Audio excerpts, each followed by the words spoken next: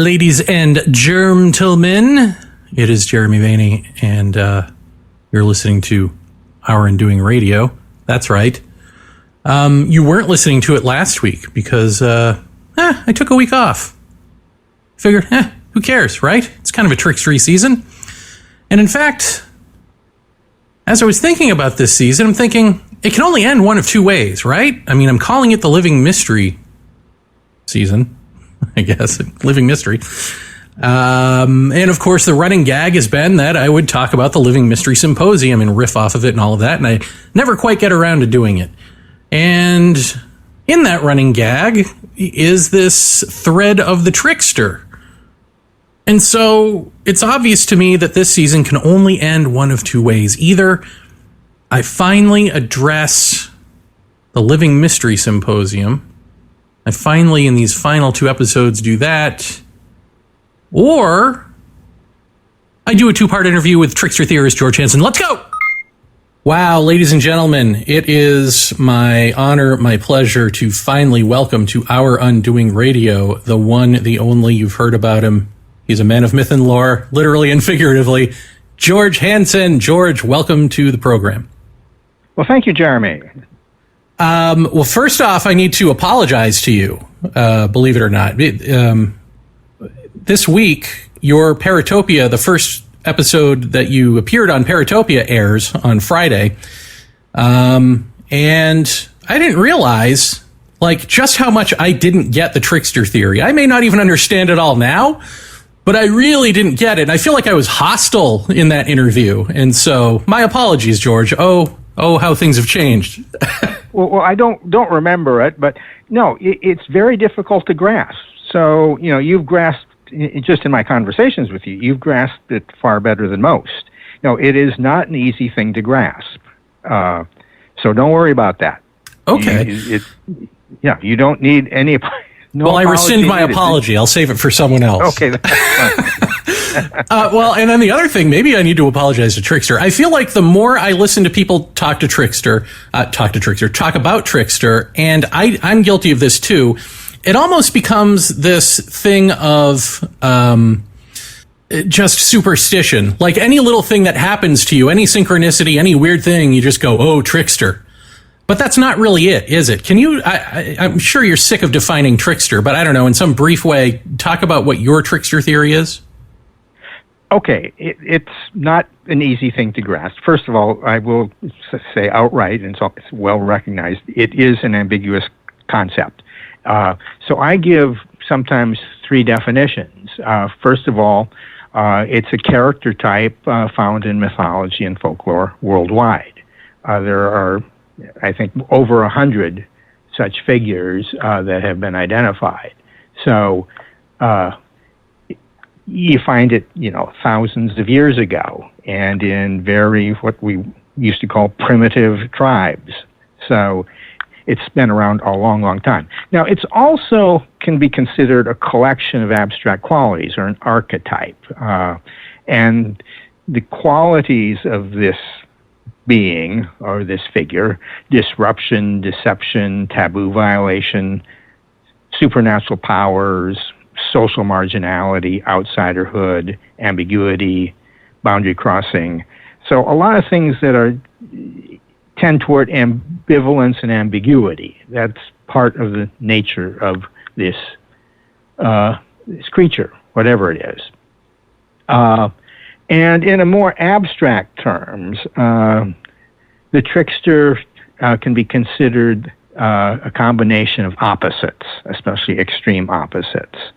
And that was formulated by Carl Jung.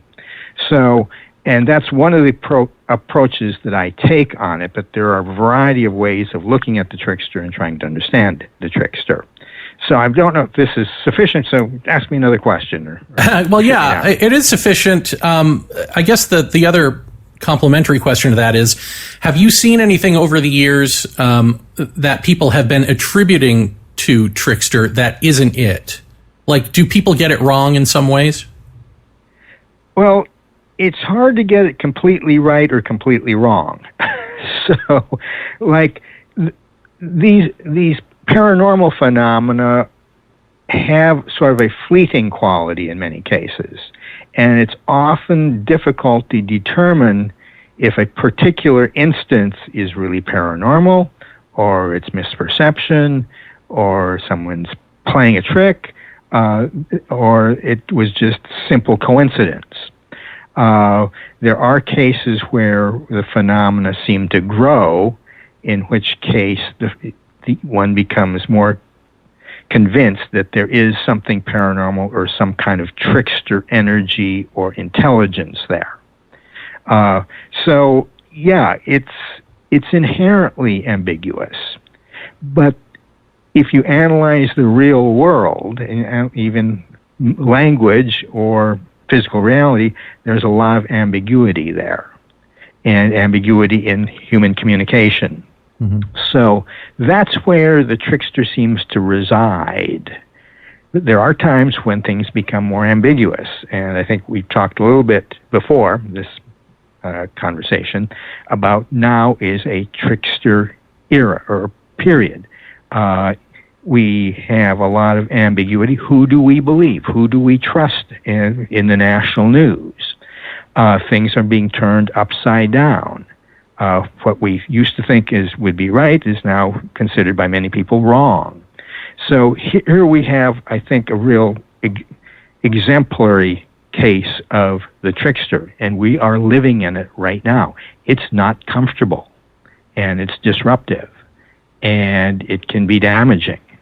So there are reasons people want to hedge off and limit trickster-type phenomena, because it is, in some cases, pathological.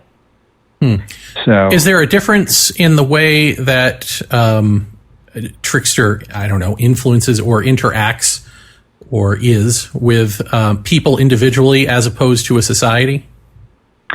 The abstract qualities are generally similar in both the collective or the larger society and the individual. You've got ambiguity, you've got deception. A person can be deceived or could be a deceiver, so that you have a certain trickster aspect right there. There's ambiguity in trying to understand what's going on. And in these cases, well, today, for instance, do we have clear boundaries for our nation? People are saying, people can immigrate at our southern border and just come across with no problem. Tricksters cross boundaries, and they kind of blur boundaries. So we're seeing that as a nation state happen right now. Do we have a very easily identified nation? Some people would say, no, we don't, because people can cross the border with impunity. Just as an example. And then how we interpret what's going on today depends on where one starts. For instance, there's recently, there was, in the last year, we've had a number of riots and arson and looting in major cities. Today, and the FBI and the Justice Department had very little to do with that. Sometimes they intervene, but not too often. More recently in the news, the Justice Department is calling attention to domestic terrorism. What they're calling domestic terrorism is parents at PTA meetings voicing real complaints about how their children are being taught. So again, we see a very dramatic shift. George, that's not what domestic terrorism. These people are shouting and threatening based on a lie of some law theory being taught to their 3-year-olds or whatever. It's like nonsense. Well, it is the critical race theory. Is highly controversial. And the Attorney General did issue some kind of statement about using the word domestic terrorism or something close to that. So those are basically local issues. So what we've got is the establishment intervening in things that are typically local. So I don't think that's needed. Maybe it is in some cases, but usually you've got local police forces that take care of that. So we're seeing where are the boundaries of law enforcement? Who takes care of what? So again, we've got an ambiguous situation here. So I'm just going to ask, what happens with Trickster when liminality is the everyday case and when marginal people are the ones with the power? Okay. Fairly quickly, a totalitarian condition or state will be imposed, because the society cannot withstand too much liminality, too much change, too much flux, especially when there are these inversions, when the margins become central. Now, in centuries past, there would be carnivals where people could let loose, and that would kind of diffuse things. And then after the end of the carnival, things would be put back, and you would have the normal behavior. In carnivals and Feast of Fools, the pauper would become king for a day. The king might be considered a low-class citizen for a day. So here we don't have that. We don't have that kind of safety valve. So what is particularly dangerous about these kinds of conditions is there will be a call for more order imposed, and that generally is pretty extreme. So you go from one extreme to another. So that's one of the dangers of these kinds of liminal situations. Typically, liminal situations like initiations for young people were pretty extreme rituals, and they would undergo certain ordeals. And during those times, they might be allowed to pillage at will. And then at the end of the ritual would be closed, and society would go back to its normal order. We don't have that kind of mechanism to take care of that today in these dramatic changes. So it's a dangerous period. People are upset. The level of anxiety is considerably higher than I've seen it, I think, in my lifetime. So in a sense, is it fair to say that Trickster is, or at least a Trickster-type moment in our lives, is a sort of chaotic moment that comes about through a pattern? Well, it's certainly a chaotic moment. What you see is when you've got reversals of hierarchies. Say, one of the things we see recently is the UFO phenomena has been given enormous attention in the mainstream media. 5 years ago, it was typically sneered at. It was laughed at. Wasn't taken seriously.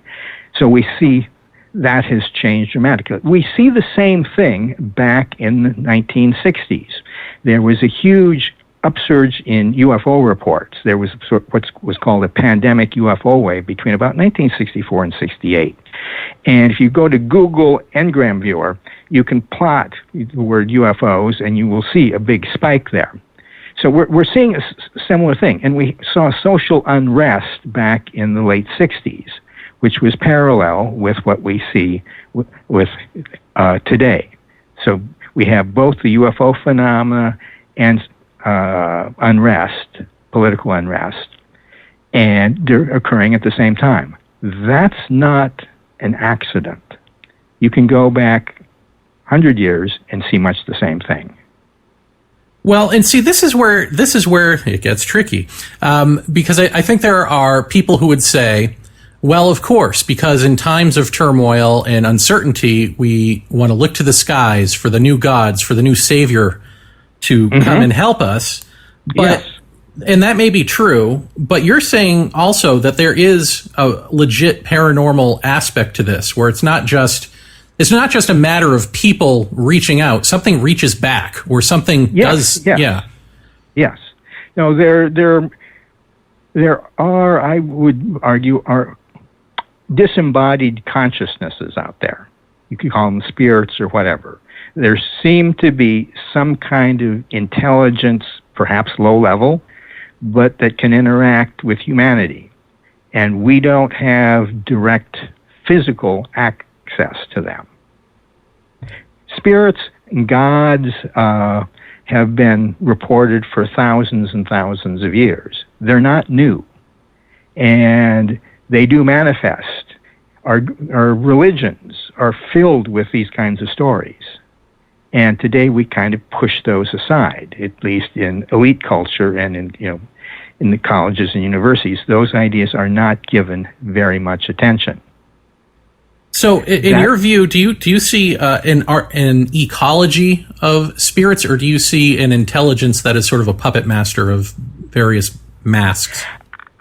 Well, it can be something of a puppet master, but I'm not sure it's a master as such. It's out there, and it's playing. But what its real nature is, it's very difficult to know. Now, religion has typically had ritual associated with it. Rituals historically have been used to channel and hedge off and influence paranormal or supernatural forces. That's been one of the most important aspects of religion. That aspect of religion is almost never addressed in college or university courses or in the books and text accounts of historical religions and what we're dealing with today. That's just pushed aside. It does not fit well with our scientific worldview. But that is what one of the major functions of religion is. So, do you think then that archetypes, are other archetypes alive as well, or is it just Trickster? Well, no, these are all sort of ambiguous terms to start with. So the Trickster is an archetype. In Jungian terms, it's an archetype. These patterns, these archetypes seem to have some kind of independent existence or quasi-independent existence. For instance, it's not just humans that play tricks, but there are animals that play tricks and deceive humans and deceive other animals. So maybe it's somehow built into the fabric of reality somehow. Okay, yeah, because it's tempting to say that there's this ecology of some sort of formless awarenesses called archetypes that are symbiotic with us in some way, but it may not be that. Well, I think that's a good way of putting it. Okay. That's a way we can start to think about it anyway. I'm not sure just where that will lead, but in our culture today, we have very little understanding of those realms. Are you familiar with mythologist Michael Meade? I know I'd sent you a question about him. I am not. I looked up one of the other people you mentioned, but I did not get around to checking out what he had written. I guess it's not super important, except just to note that he spent much of his career, or he's still spending his career, trying to sort of steer us away from the hero's journey. Okay. Yeah, into that of the journey of the genius. Which I find interesting, and I like his work quite a bit. But in terms of approaching the paranormal, does it matter which archetypal pattern we tune our minds with, or do we always just end up at the Trickster and find ourselves reacting in the same ways?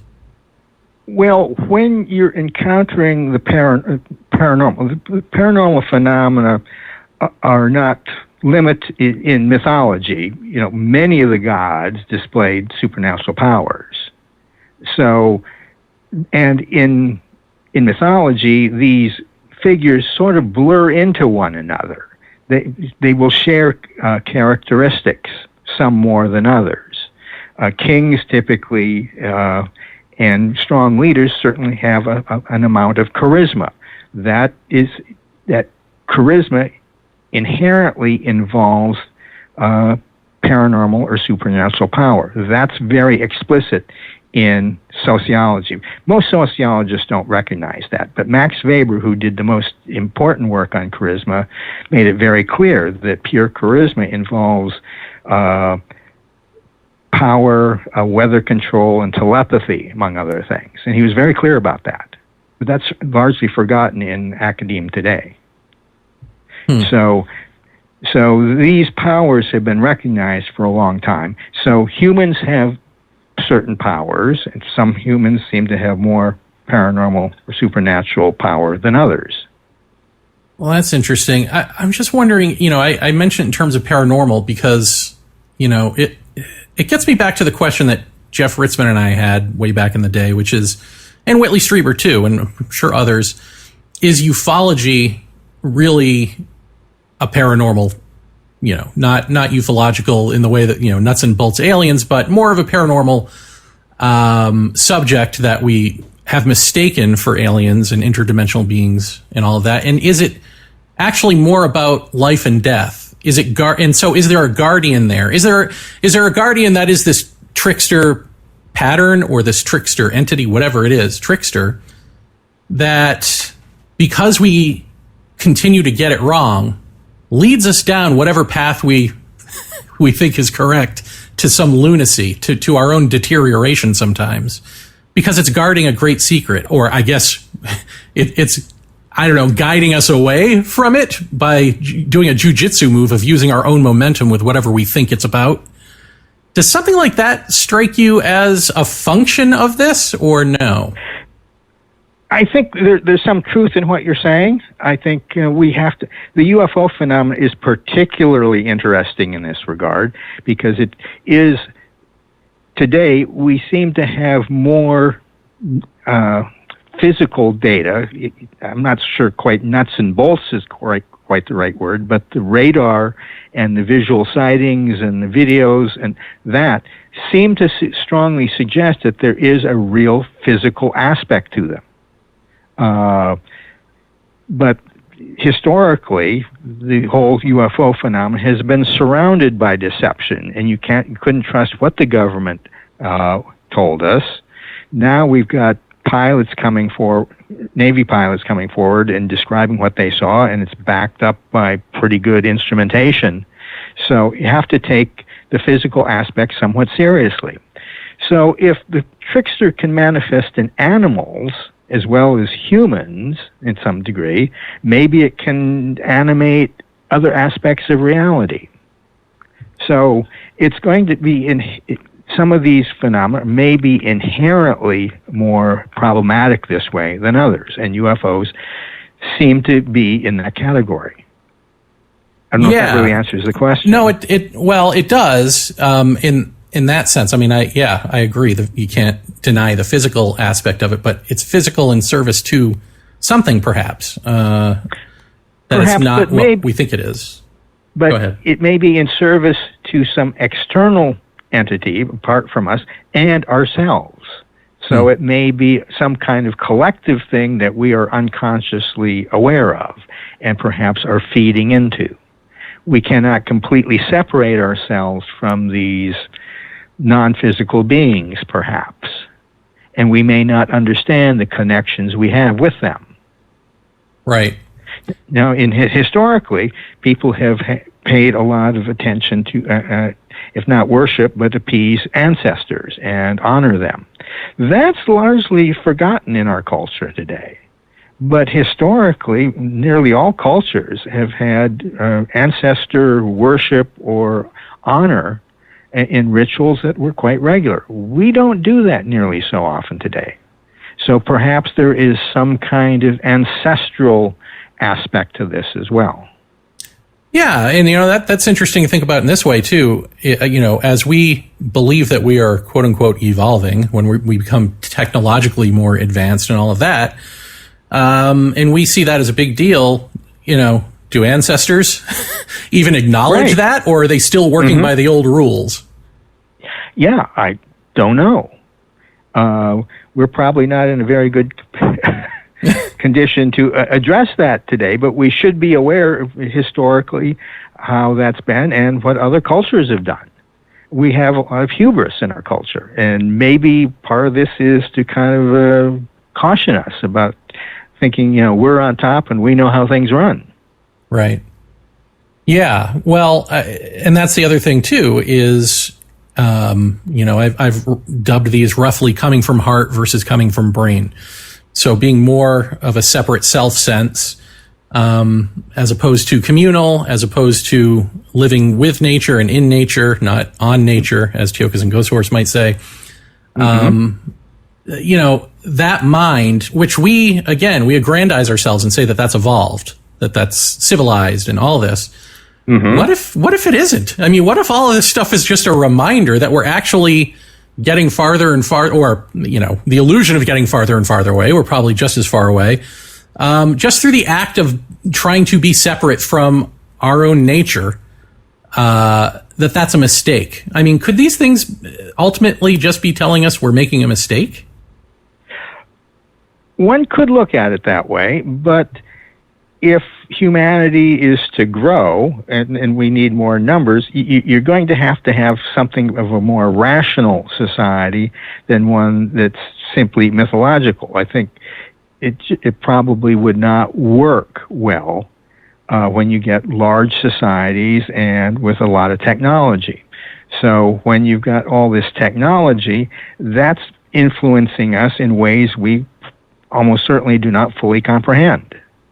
In fact, there is transhumanism, and when you bring technology into the human body, which we are doing more and more and more of, perhaps we don't recognize the implications of that.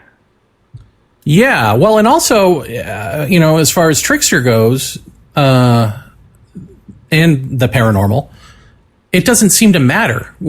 Like, you can have paranormal events happen to you on the computer. You can have those moments. And in terms of UFOs, these silly little cat and mouse chasing things that have been going on forever with airplanes is toying with you. It doesn't matter how fast your jet can go. This thing is going to stay ahead of you. So there is something about just telling us, like, your technology is irrelevant in some sense. Your technology isn't grand.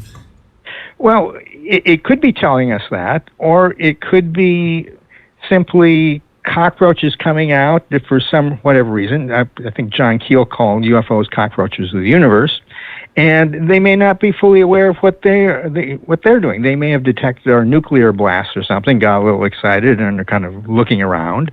We can suggest, that these are highly intelligent beings. Maybe they're not.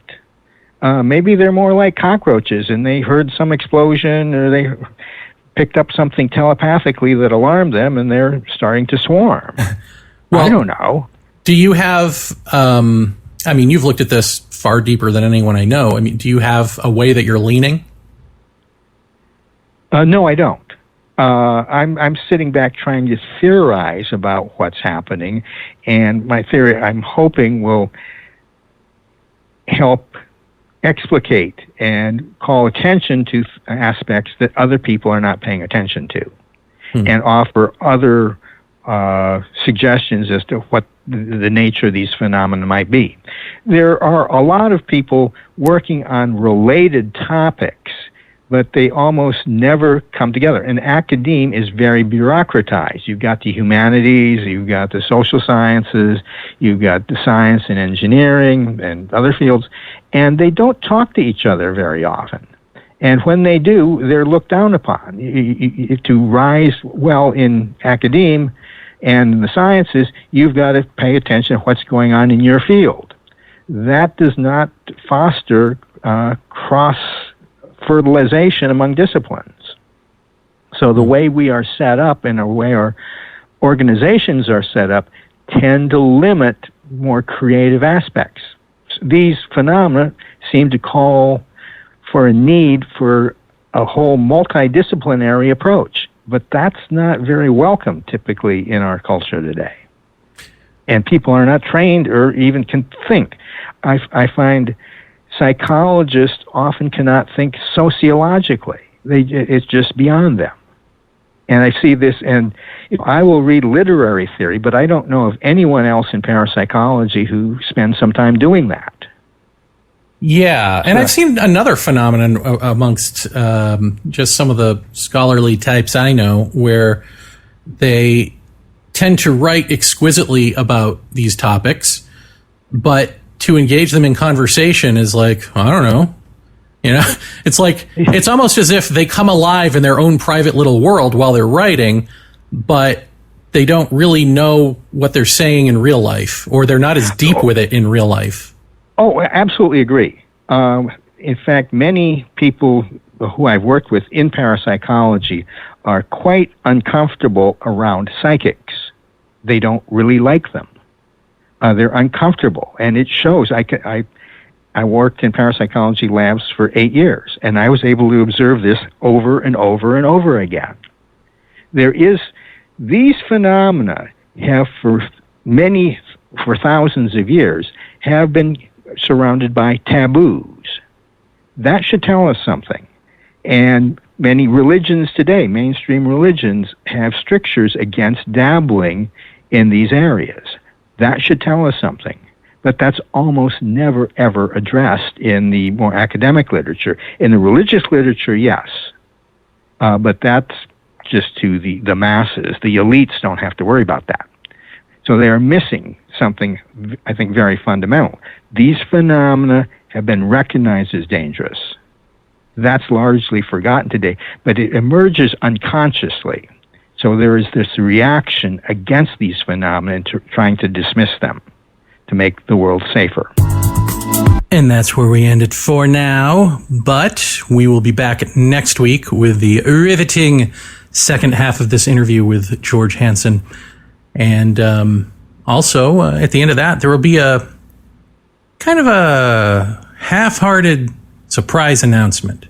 Less something that's going to happen, more a possibility of something in the future.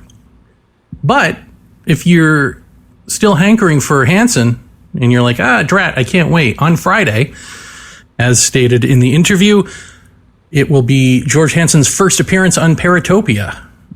So tune in for that. You can hear me quizzically befuddled by what I'm hearing from him. Like, how is this anything? At the same time, you hear Jeff Ritzmann. You can all but hear Jeff Ritzmann have a light bulb go off in his head. I'm sure that's more of a visual, but for some reason you can almost hear it. Where it really clicks with him, and it's a big aha moment for him. And my aha moment with the Trickster theory would come later. In any event, thank you for listening. I hope you've enjoyed this Trickstery season thus far. We will conclude it next Tuesday. In a new age world filled with delusions and wish fulfillment by morons in need of attention, renowned experiencers of high strangeness and podcasters Jeffrey Ritzmann and Jeremy Vaney received invitations to a tropical paradise getaway called Paratopia. Little did they know, it was the same type of new age spiritual retreat they've been avoiding all their lives.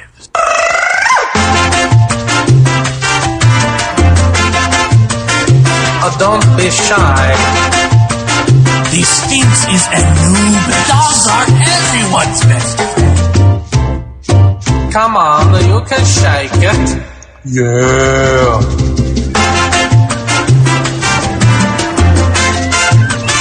If you want to know who built the pyramids, watch 101 Dalmatians. Anything goes at Paratopia. And welcome.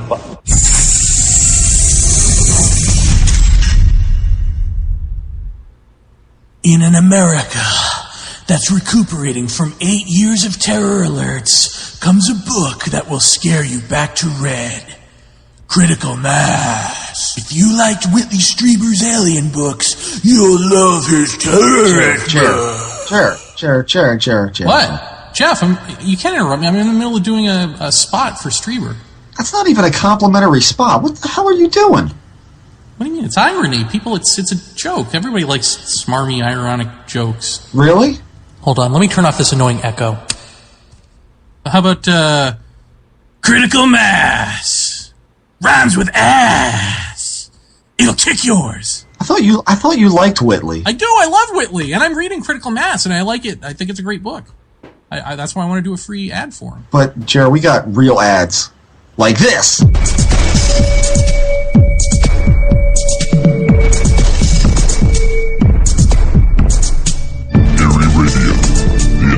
For esoteric research and investigation into the enigmatic. Eerie Radio is a weekly podcast that features interviews with the world's leading paranormal researchers. Download episodes of Eerie Radio from your favorite podcatcher or directly from the show website at www.eerieradio.com. Eerie Radio. Listen, learn, laugh.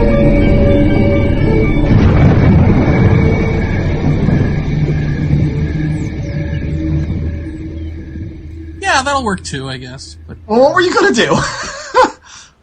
oh, well, I don't know. I didn't have one for Eerie Radio. If I did, I would definitely have used that same deep voice effect, because that's cool. Eerie Radio. Kind of sounds like that guy from Silence of the Lambs. Yeah. Is she a great big fat person? Wait. Is she a great big fat person? Never mind. Okay. Humor lost on New Generation, yes. That's right. Critical Mass is good, by the way. I am reading it, and I do like it. That's good. Yeah. I'm also watching 24. I just got done with season 4 of 24. And you know what really bothers me? And I forgot about this. I remember hearing about it, but now watching it on DVD, it's like really what makes me want to punch the TV, is that they had Jack Bauer say nuclear instead of nuclear so that George Bush wouldn't look like a dipshit. Did you know about that? Oh. Yeah, because Bush can't say nuclear, so instead of saying, wow, our president can't say nuclear and he's got his finger on the bomb, they decided, in their infinite wisdom, to support him by having the lead character also say nuclear. So that bugs me. And I wonder how they feel about that decision now, however many years later, given what George Bush has become in the public eye. I wonder if they're feeling good about that. But nonetheless, we're not here to talk about any of that. We're here to talk about, what? Some other bullshit. Oh, the Trickster. No? That's not going to help either. That's not promoting even this show or our guest, is it? Not really. I just can't. You know what, Jeff? I can't do this. It's not in me to do advertising, I guess. Maybe if you want to handle that. I mean, you got that Eerie Radio spot, so maybe you're better with that stuff than I am. So what do you want me to do? Well, I don't know. Maybe just give me the spots and I'll just run them instead of running my mouth as the spots. Yeah, that'd be good. All right. So who's on the show? What do we got? George Hansen? George Hansen. George Hansen. Master Trickster dude. The dude of tricks. Many a trick. That's right. A gay magician, is that correct? Oh, my God. I'm sorry, George. What? He's an idiot. I thought that's what I got out of the CD. No. Not a gay magician. No. Not that you have to be gay to be a magician. Not that there's anything wrong with that. Or a magician to be gay. Not that there's anything wrong with that. No, there's nothing wrong with magicians or gay people. If I've learned anything from the Oscars, it's that there's nothing wrong with either magic, movie magic, or homosexual movies that are magical. Jesus Christ. Nothing? All right. Wonder how much of this will make it into the show. All right. Hi, George, are you there? Yeah, that's right. I did that. Nothing? That did nothing for either of you. Fantastic. So, now, George, we wanted to talk to you because you seem like a, I met you at one of them there UFO conferences, or UFO Congress, I guess it is, and you seemed like, how do I say, the sane one in the room. And I got to know you a little bit, and you're sort of all about the Jacques Vallée style trickster theory. And Jeff and I, as much as we listen to anyone try to explain to us what the trickster is, neither of us can seem to wrap our heads around how it represents anything except an abstract concept or a psychological concept. Could you explain it to us and maybe make sense of it for us? Well, it's certainly an abstract concept. I wouldn't say it's necessarily psychological. There's a lot of theory about it, but most of it is highly scattered across a number of different disciplines, a number of different subdisciplines. So it's a little bit difficult to grasp how I use that term. So what I try to do in my book and on my website is give lots and lots of particular examples. There is quite a lot of theory about the trickster that comes out of folklore and anthropology. It's not terribly well known even within and among anthropologists. It was very big back in, the most important work was done back in the 60s and 70s, and those disciplines are rather faddish. So someone getting a doctoral degree today in methodology might never have heard of the work on the trickster and what is called liminality. So it's far too complex and involved to present in a podcast. I can refer you to my... Good, podcast is over. Fantastic. No, I'm just kidding. Yeah, no, definitely... well, okay, first, yeah, refer us to whatever literature that we can find, and then I will grill you about this further. Well, I'd first recommend going to my website, tricksterbook.com. There's the introduction to my book that gives a bit of detail on it, and I have a number of my professional papers there. There's a book, a piece on my website on ghosts and liminality that starts to explain some of these concepts in a little bit more detail.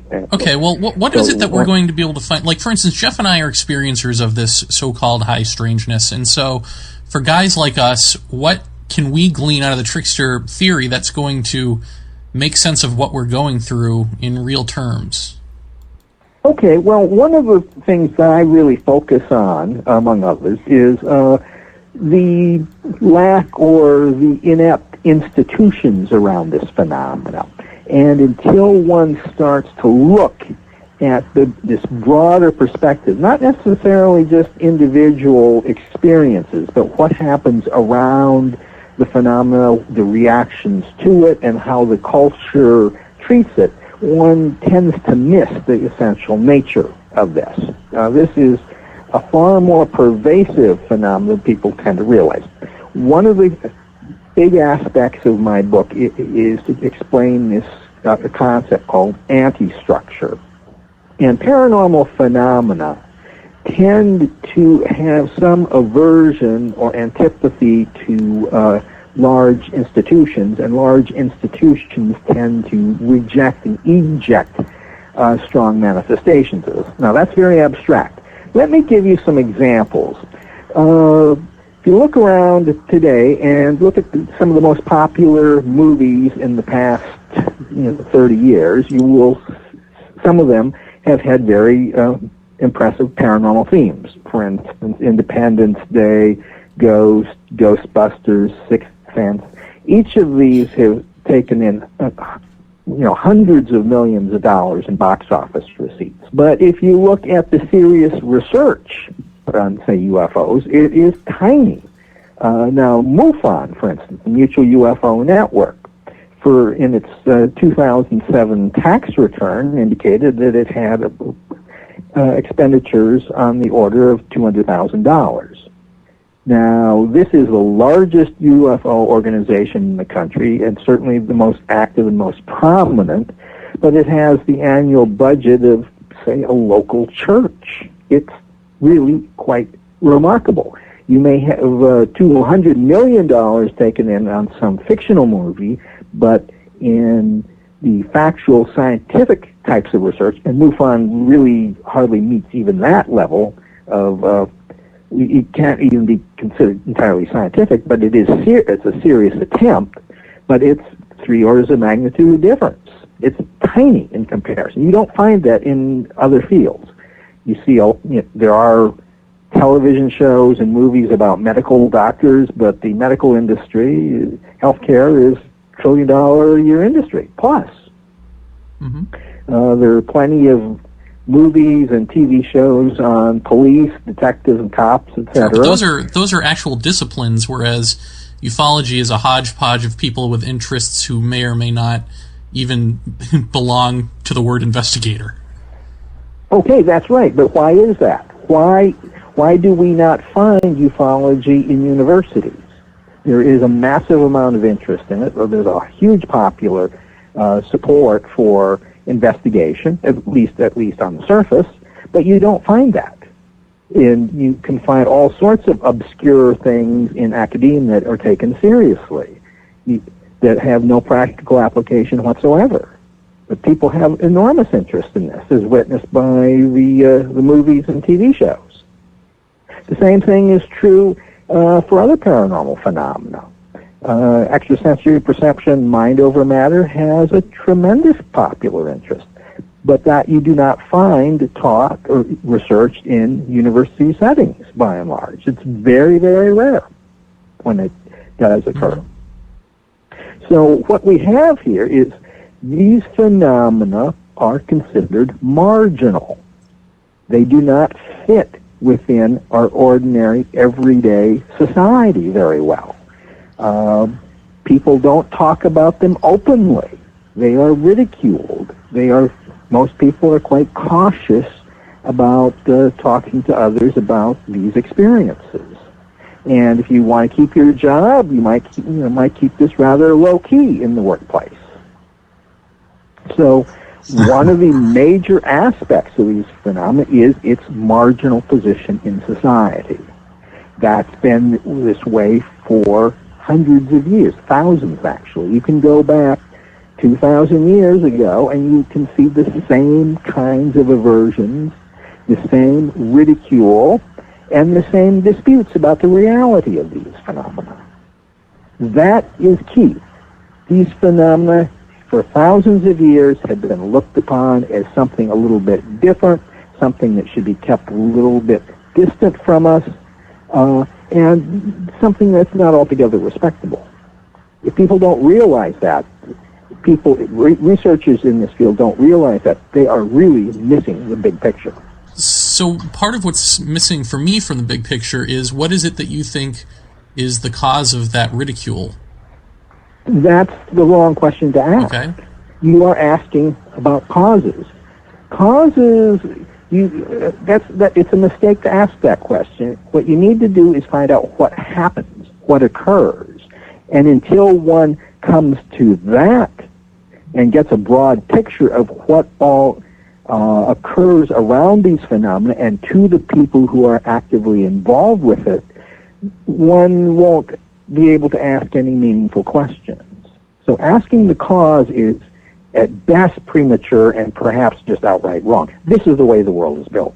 Okay, so what, get an interest in a topic like this and then suddenly reality bends around you and you warp personally or become this other thing, or... Well, you certainly could warp personally. There's a very good book written in 1930 titled The Enchanted Boundary by Walter Franklin Prince, who is one of the most insightful psychical researchers of all time.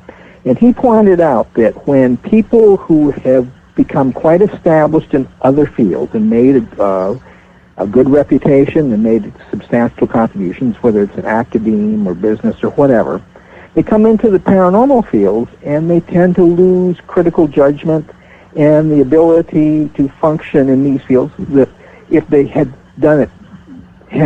taken the same approach in other fields, they would have been laughed out of business or out of the academy. They just would not be taken seriously. People often lose the ability to critically evaluate the phenomena, especially if they are rather prominent in other fields. So yes, this does. Now, that doesn't happen to everyone, but it happens very, very frequently. So, again, it reinforces the marginality of these fields. They continue to be looked down upon. If you look at the circulation figures for the MUFON Journal, well, the Debunkers magazine has more than 10 times as many subscribers. Mm-hmm. You know, the culture reacts strongly against the promotion of serious investigation or serious consideration of these phenomena. It's okay to have them sort of as entertainment on TV, but when attention becomes more seriously focused, people begin to get a lot more anxious and worried about them. But are we not allowed to ask why? Well, it's not. Well, you could ask why, but it's not a fruitful question to ask. Well, how about this? You said for thousands of years. So what phenomena are you lumping together? All of it? Well, if you the paranormal phenomena, if you look at the UFO phenomena, there are innumerable parallels to psychic phenomena, and there's a huge amount of overlap. Mm-hmm. If you look at Bigfoot sightings sometimes occur in conjunction with UFO sightings. And you've said that you wanted science to study this, correct? How would science go about studying this? Well, you can start looking at what happens to people who have these experiences. That would be one way. You can also try to do laboratory-based research on some of these phenomena, and that is often met with considerable resistance, especially in the academic world. And so one may need to step back and take sort of a sociological view of this, and just plot, when do the phenomena seem to rise, when do they seem to fall? There's lots of ways. There's all sorts of areas in science and many different approaches. One doesn't have to do laboratory research. One could do participant observation studies. One could do case collection studies. The fields of science and technology studies, for instance, has some useful approaches. They made some investigations of parapsychology. Diana Hoyt did her master's thesis in an STS program. She looked at the Condon Commission report. Condon report, rather. Well, now, you've been looking at this stuff since the 70s, correct? Yes. And you must have met a number of people. Have you ever met anyone that has gone off the deep end, so to speak, this way? And if so, have you talked to them about it? In terms of this trickster? Well, I've seen plenty of people who have lost critical judgment. Yeah, it's quite common. And do you wink and nudge at them and say, there's my trickster theory? Well, yeah, I often can spot them when they come into the field. It's not hard. No, yeah. They will be essentially, okay, this is a train wreck, it's going to happen. I can't tell if it's going to be 2 years or 3 or 4 years, but yeah, it's often quite obvious. Jeff? As far as science studying this and why they're not, I mean, going back, like you said, through history, this has always been ridiculed as a whole. The paranormal in general has been ridiculed as a whole, and therefore people don't want to talk about it or want to avoid it at all costs, especially in scientific circles. But let's say, for instance, 1602, someone goes to a scientist and says that they've seen a flying saucer, and this is what it looked like, and these people got out of it and interacted with me. Isn't it almost, can't you almost make the leap to say that the scientist probably would have laughed at him, thinking that something like that is absolutely possible? Doesn't it become almost a scientific ego problem, where science, in years past, I'm not sure if it's still that way today, but in years past, they've kind of had the lofty opinion of, we know everything, or we're a lot further along in the curve of understanding science than you are. And doesn't that then play into kind of like an ego thing, where science is, of course, going to laugh at something like that because there's there's nothing but a story or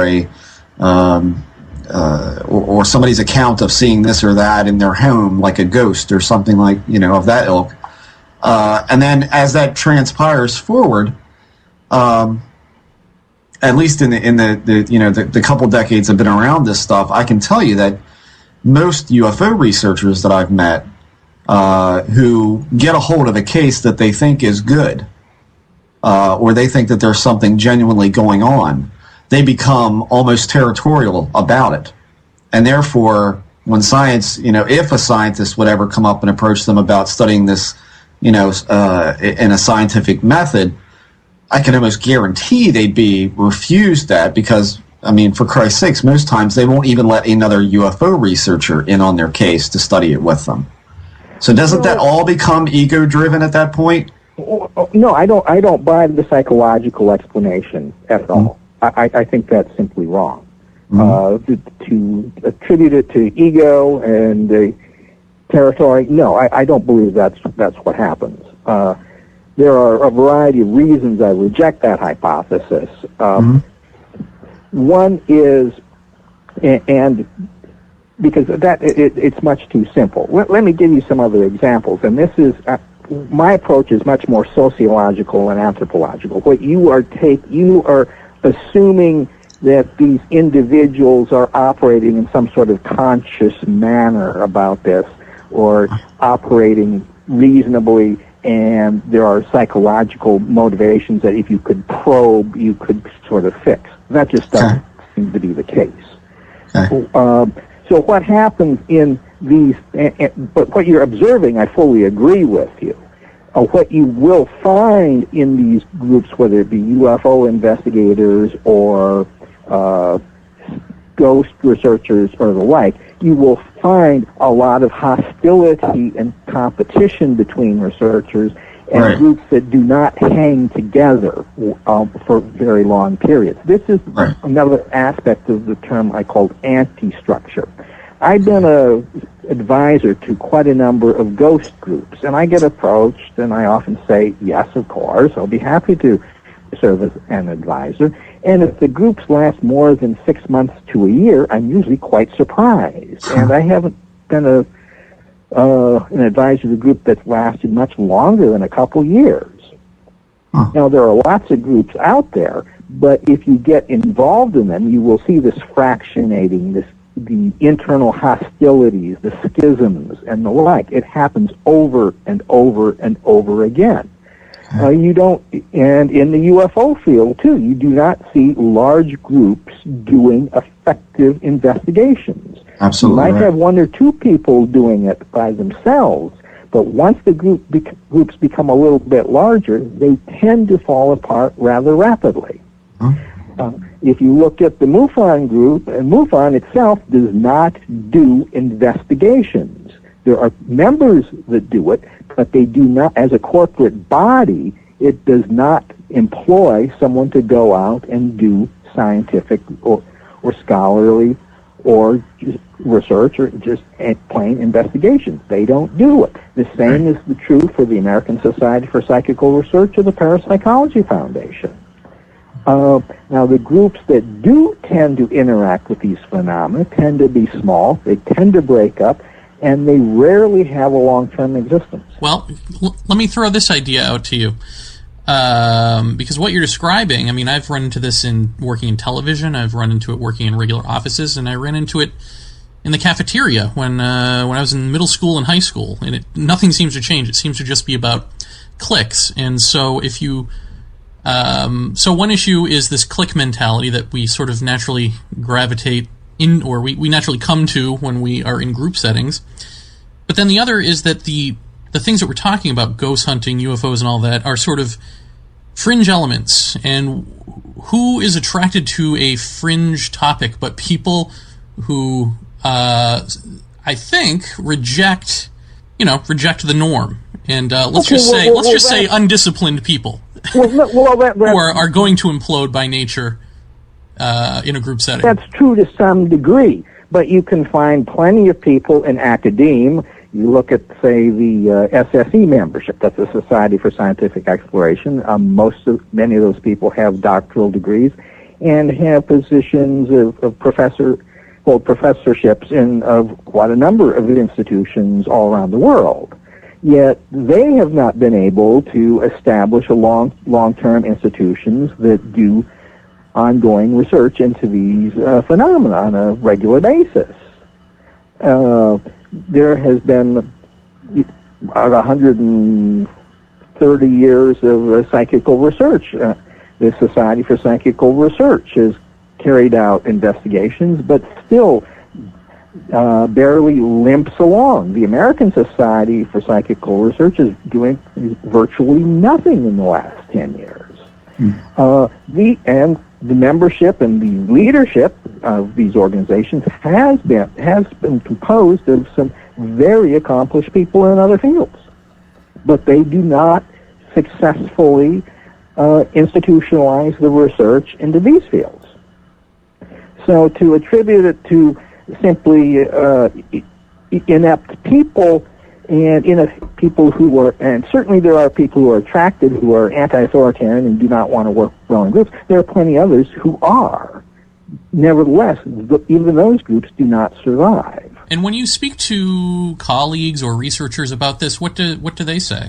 Well, some of them are in full agreement with me. Most of my most professional colleagues do not understand the approach I take. Most of them have sort of a Western American view of an individualistic psychological approach. Parapsychology, for instance, is heavily dominated by psychology, and I think that is really is a very ineffectual field to deal with these phenomena. And they do not, many of them have doctoral degrees and are trained in particular styles of thinking and they often have grave difficulty understanding sociological ways of thought. It does take a while. It is somewhat antithetical to their training, and they just don't get it. But they don't have any way of thinking about the larger picture. They try to break it down with psychological explanations and try to understand what's going on, and it doesn't work. Would you say that whatever is going on, that it is an alien communication of some sort, however you define alien? In other words, let me flesh this out a little bit. Jeff and I got into sort of a little heated debate online with some people who are saying that this all boils down to everything from alien abductees to contactees to hoaxers to Martin Luther King to Gandhi to gray aliens. All of this is some sort of alien communication with us, that essentially the whole thing is controlled by some sort of trickster intelligence. For what purpose, I have no idea. But does that hold sway with you? I mean, what is the limit on how you're thinking about this? Well, I could incorporate a fair amount of that into trickster theory, and certainly conspiracy theory is very attractive to many people in these fields. But where does that take us? I'd have to look at the theory and how it gets fleshed out. If you've got some particular hypotheses or predictions you can make, that's fine. And there are predictions I can make with trickster theory. For instance, with an economic downturn, I predict an upsurge in interest in UFOs, and we are seeing that. I've been making this prediction publicly at our local UFO meetings for about a year now. And we certainly are seeing an upsurge of attendance at our meetings. And about a month ago, there was a conference over in Bucks County, Pennsylvania, that over 400 people showed up. So I'm expecting a continuing rise of interest in the UFO phenomena this year, and I expect an increased attendance, at least at local groups. So then hoaxers, if someone is to hoax something, are they hoaxing it because they are under this thing's control or influence? No. I don't posit any type of control as such. This is what happens when certain phenomena tend to occur. There are other things that are likely to occur around it. When psychic phenomena or UFO phenomena occur, one is likely to see a rise in hoaxing around it, especially as these phenomena get public prominence. Well, sure, but isn't that basic psychology, though? I mean, you're saying you're throwing out psychology, I don't think so. I predict that too. I don't think it's psychology. These are social phenomena. These are not individual phenomena. You may be using the word psychology in a very broad sense, but you also, what you see is when these psychic and paranormal and UFO phenomena tend to erupt during times of transition, social transformation, or social fraying of the fabric of society, when things get a little bit unstable and uncertain. One is likely to see an upsurge of interest and occurrence of these phenomena. Do you think that there is a reality to the phenomena themselves, or do you think it's all interrelated? Yeah. I mean, okay, let's say there are beings that are... I'm asking, are there beings in a ship doing beings in a ship things, and if so, why do they care whether we're poor? Okay, I do not believe that UFOs are nuts and bolts craft piloted by something like flesh and blood ET aliens. No, I don't think that's happening. I think it's very different. I think to understand these phenomena, one needs to study myth. And there are some very interesting theories about myth. And I'm not saying that these phenomena are fictional. They are real, but they do not follow the laws of what we consider to be the rational world. The irrational is still real. It operates in a very different way than what we consider formal logic, because logic automatically assumes certain boundaries and divisions and categories. These phenomena tend to disrupt those divisions, categories, and classification schemes that are inherently required for logic. Do you think that there is a division between them and us? That's a very good question. And there is a division, but it is blurry, and it shifts. The phenomena are very heavily influenced by our beliefs, our anxieties, our wishes, our fears. And so it is shaped by us. It also, in turn, shapes us. We see this in laboratory-based parapsychological research. People's expectations and beliefs shape the results of experiments. And we see this in just case studies and talking to people who've had these phenomena. As they become more fearful, the phenomena may increase and may become more negative. Yeah. Thank you very much for saying that. Thank you very much for saying that. So these phenomena, is there a division between us and them? Yes, to some degree, but it is not clear just how much. For instance, in some of the theories on table tilting and spirit phenomena, in seance phenomena, the expectations of the sitters tend to strongly influence the types of table movement that one gets.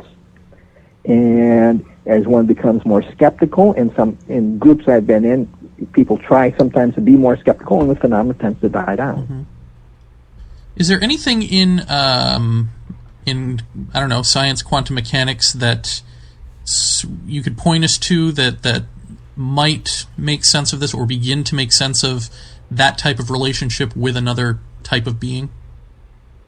Well, that's a little bit, I don't think quantum mechanics is going to give you too much on that. However, there is some interesting theory by a physicist, now deceased, his name was Evan Harris Walker, and he published a series of papers back in the 70s and 80s on quantum mechanics and psychic phenomena.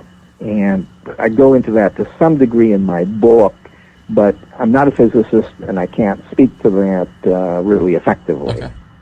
But there have been a few other people since then. Dick Bierman, who's a physicist over in the Netherlands, has written a bit on observational theories, but it's not a very large part of parapsychology these days.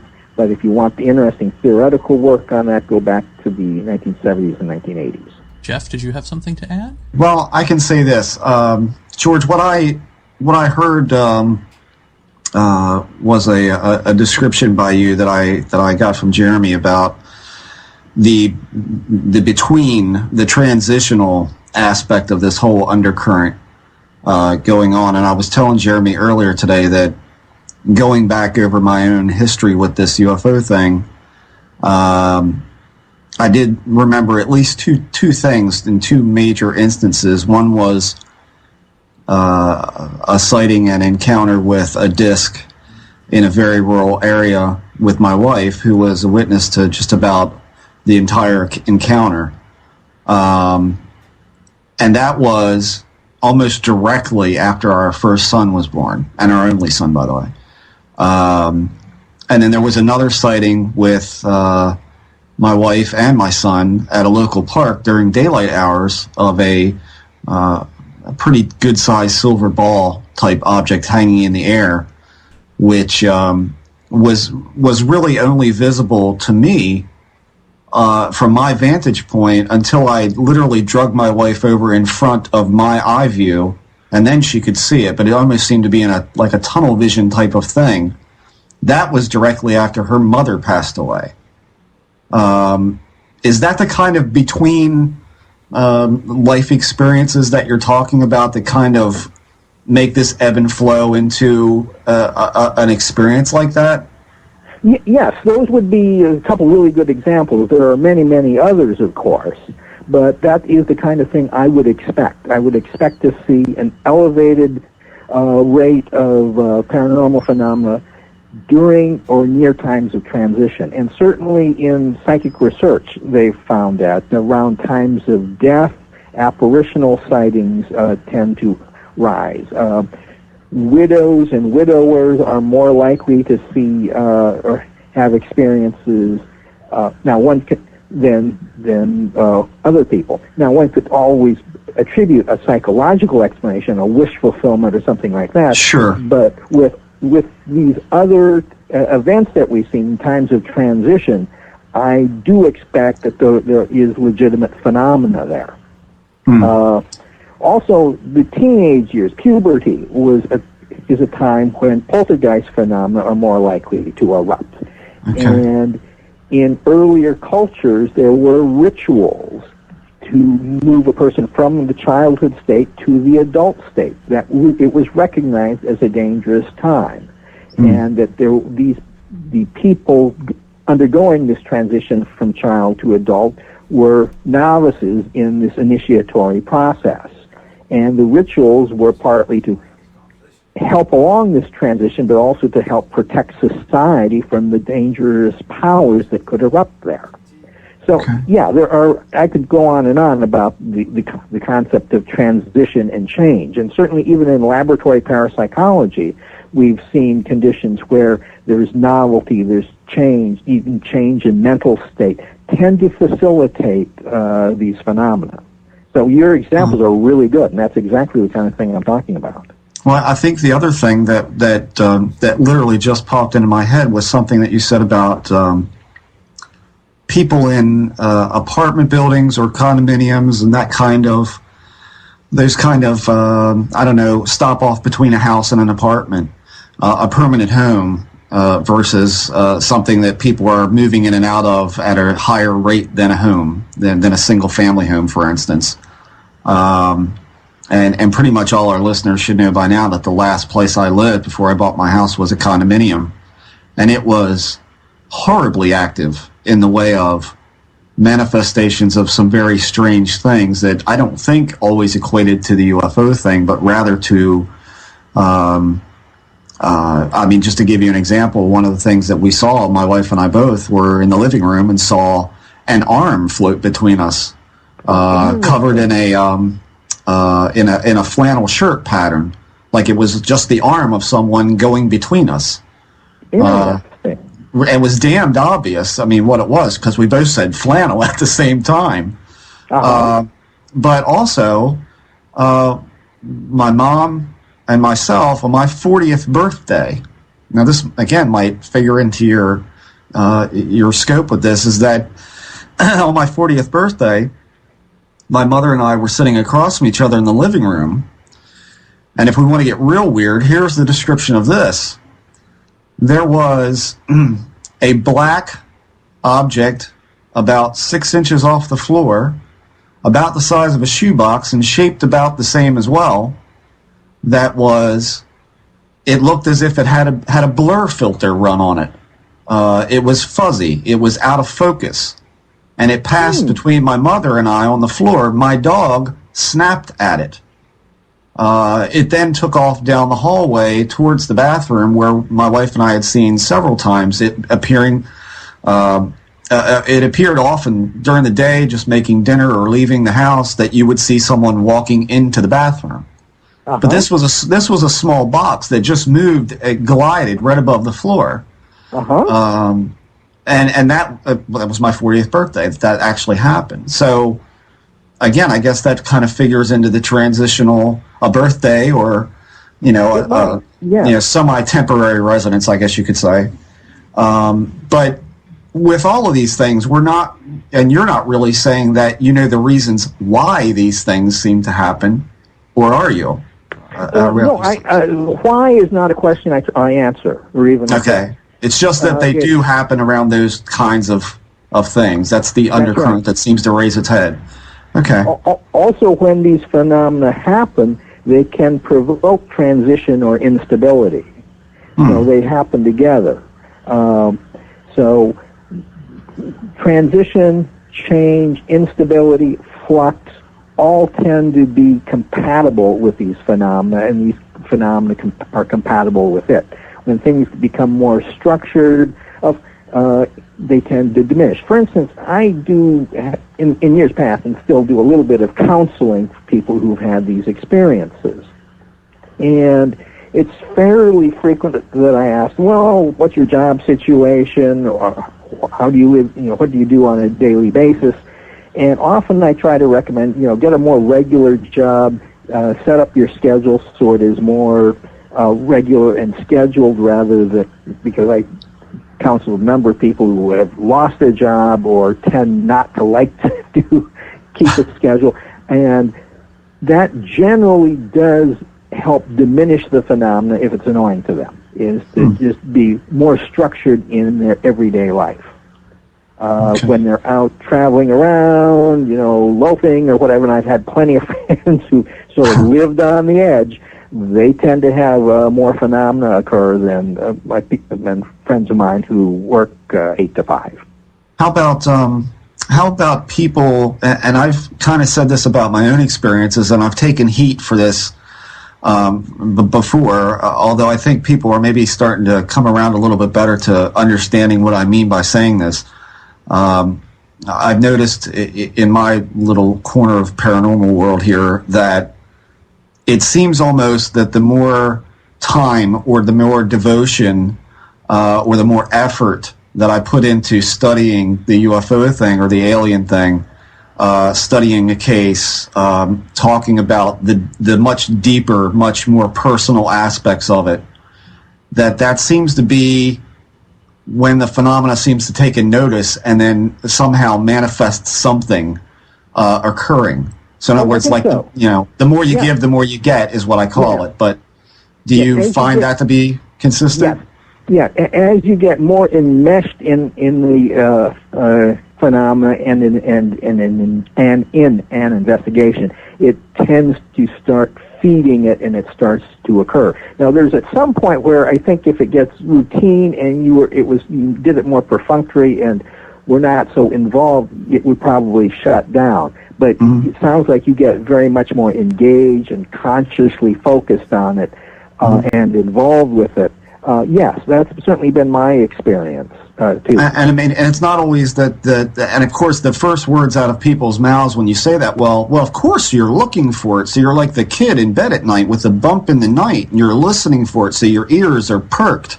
Well, there's some part of that. That's absolutely true. But most of what that I've seen come out of that kind of scenario has been very in-your-face things that wouldn't be easily mistakable. So right. No, I fully agree with you.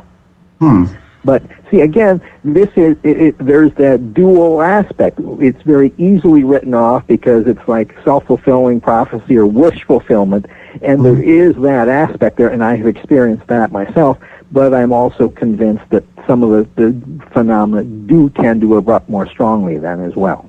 But again, it has this sort of self-obscuring aspect, or it's easily discounted because of that. And also people who tend to be more fantasy-prone and less critical may indeed have more of these phenomena occur to them. However, other people can discount them very easily because of that. Right, exactly. So, George, let me ask you this, because I remember when I met you at the conference, you told me, you and Biedny and Ritzman just don't...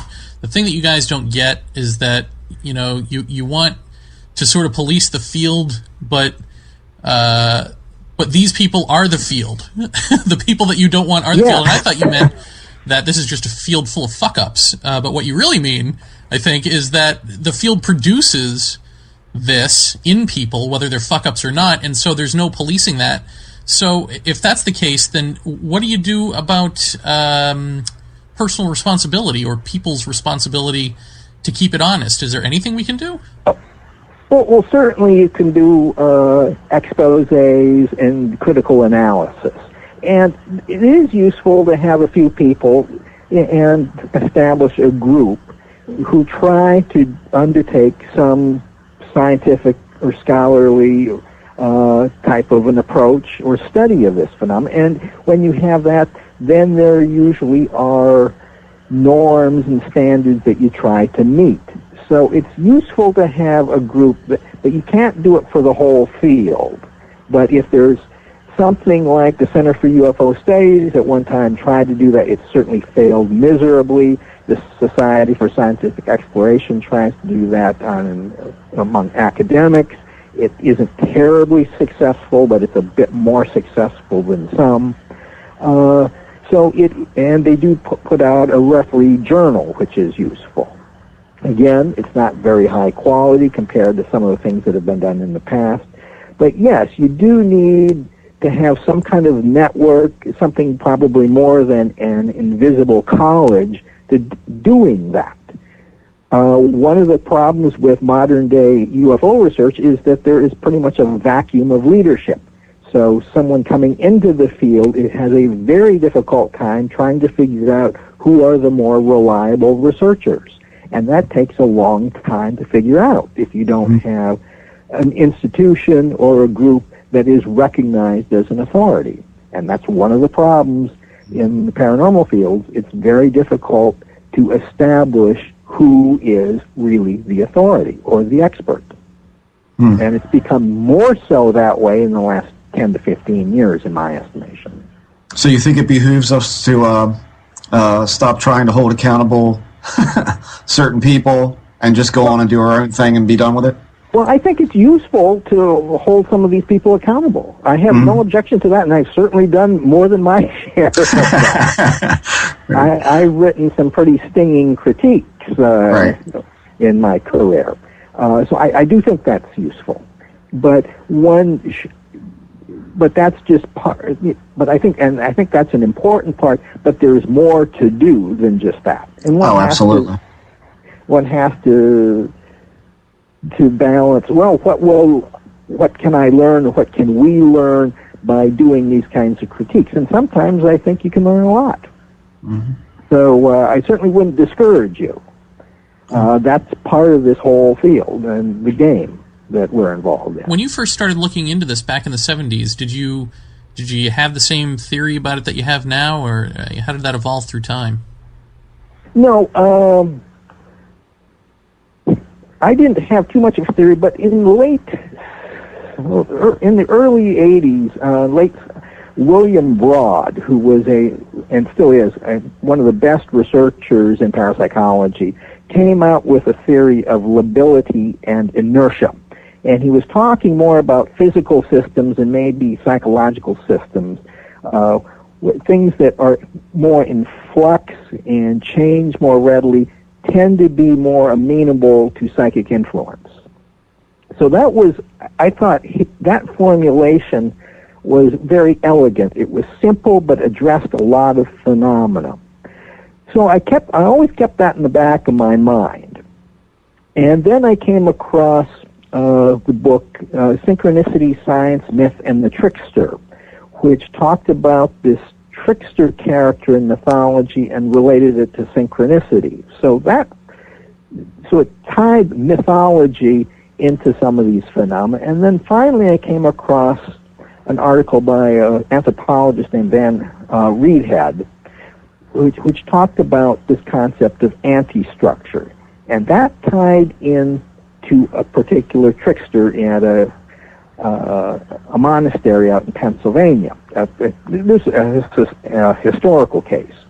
So I started saying, okay, we've got anti-structure relates to this instability nature, and the concept of uncertainty, instability, fluctuation tied to paranormal phenomena. So those three,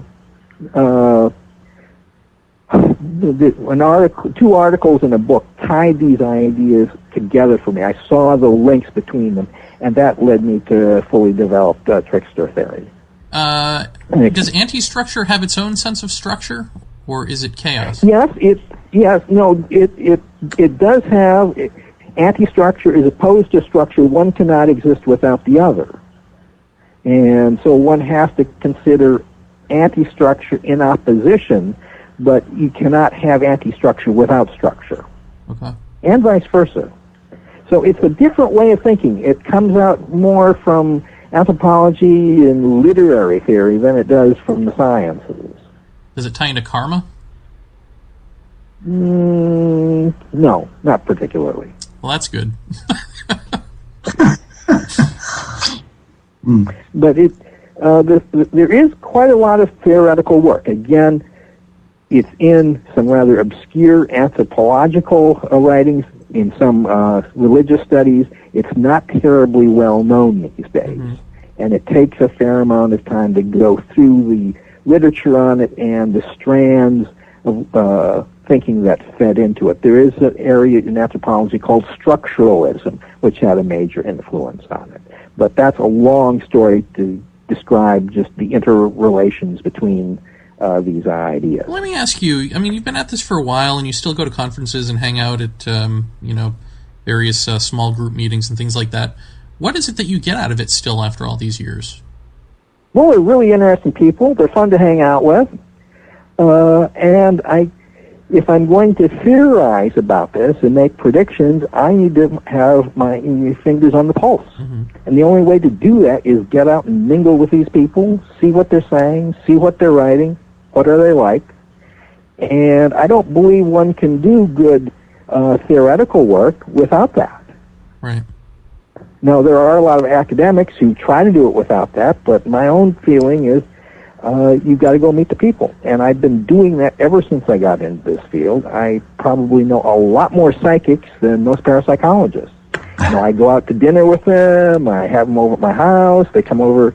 I go to their homes fairly frequently, whereas most parapsychologists don't do that at all. In fact, many of them avoid contact with people who identify themselves as psychics. You've alluded to that you've had some experiences yourself, and I'm just wondering if you've noticed that whatever, well, maybe you can tell us what it is that happened, but does the phenomena treat you differently for what you know than somebody who believes it's, takes it at more face value? I don't think so. I've had the experiences I've had. Some of the strongest have been in laboratory situations, and I don't have huge amounts of phenomena happening to me. There were periods in my life when more happened, but I just don't have enough to really make a reasonable statement on that. And to answer your question, I really can't give you much of an answer. Oh, no, that's fine. Well, I'm still all right. So I guess we've come full circle here to. I still don't know what the Trickster is, other than it's just something that happens. I mean, I know we've talked around it, but we still, if we never get to the why, then. Okay, well, you can't get to a why. You can get to a what or a how. Okay. But what if I were to give a definition of the Trickster, I say it's an archetype, and by that I mean it's an abstract pattern. It can occur within an individual, within small groups, or even entire cultures. What are the characteristics of this pattern? One of the characteristics is eruption or emergence of psychic phenomena. A second one is deception. Deception often occurs when psychic phenomena also erupts. A third is instability and uncertainty. When a person is more uncertain or unstable, the phenomena is more likely to erupt. When there's change in their situation, change and transition, one is a little bit more vulnerable to deception because one may have lost one's bearings a bit. One is more susceptible to psychic phenomena. Another is violation of sexual taboos. Change in sexuality may tend to occur with these others. Another is marginality, being on the edge, being outside of the mainstream.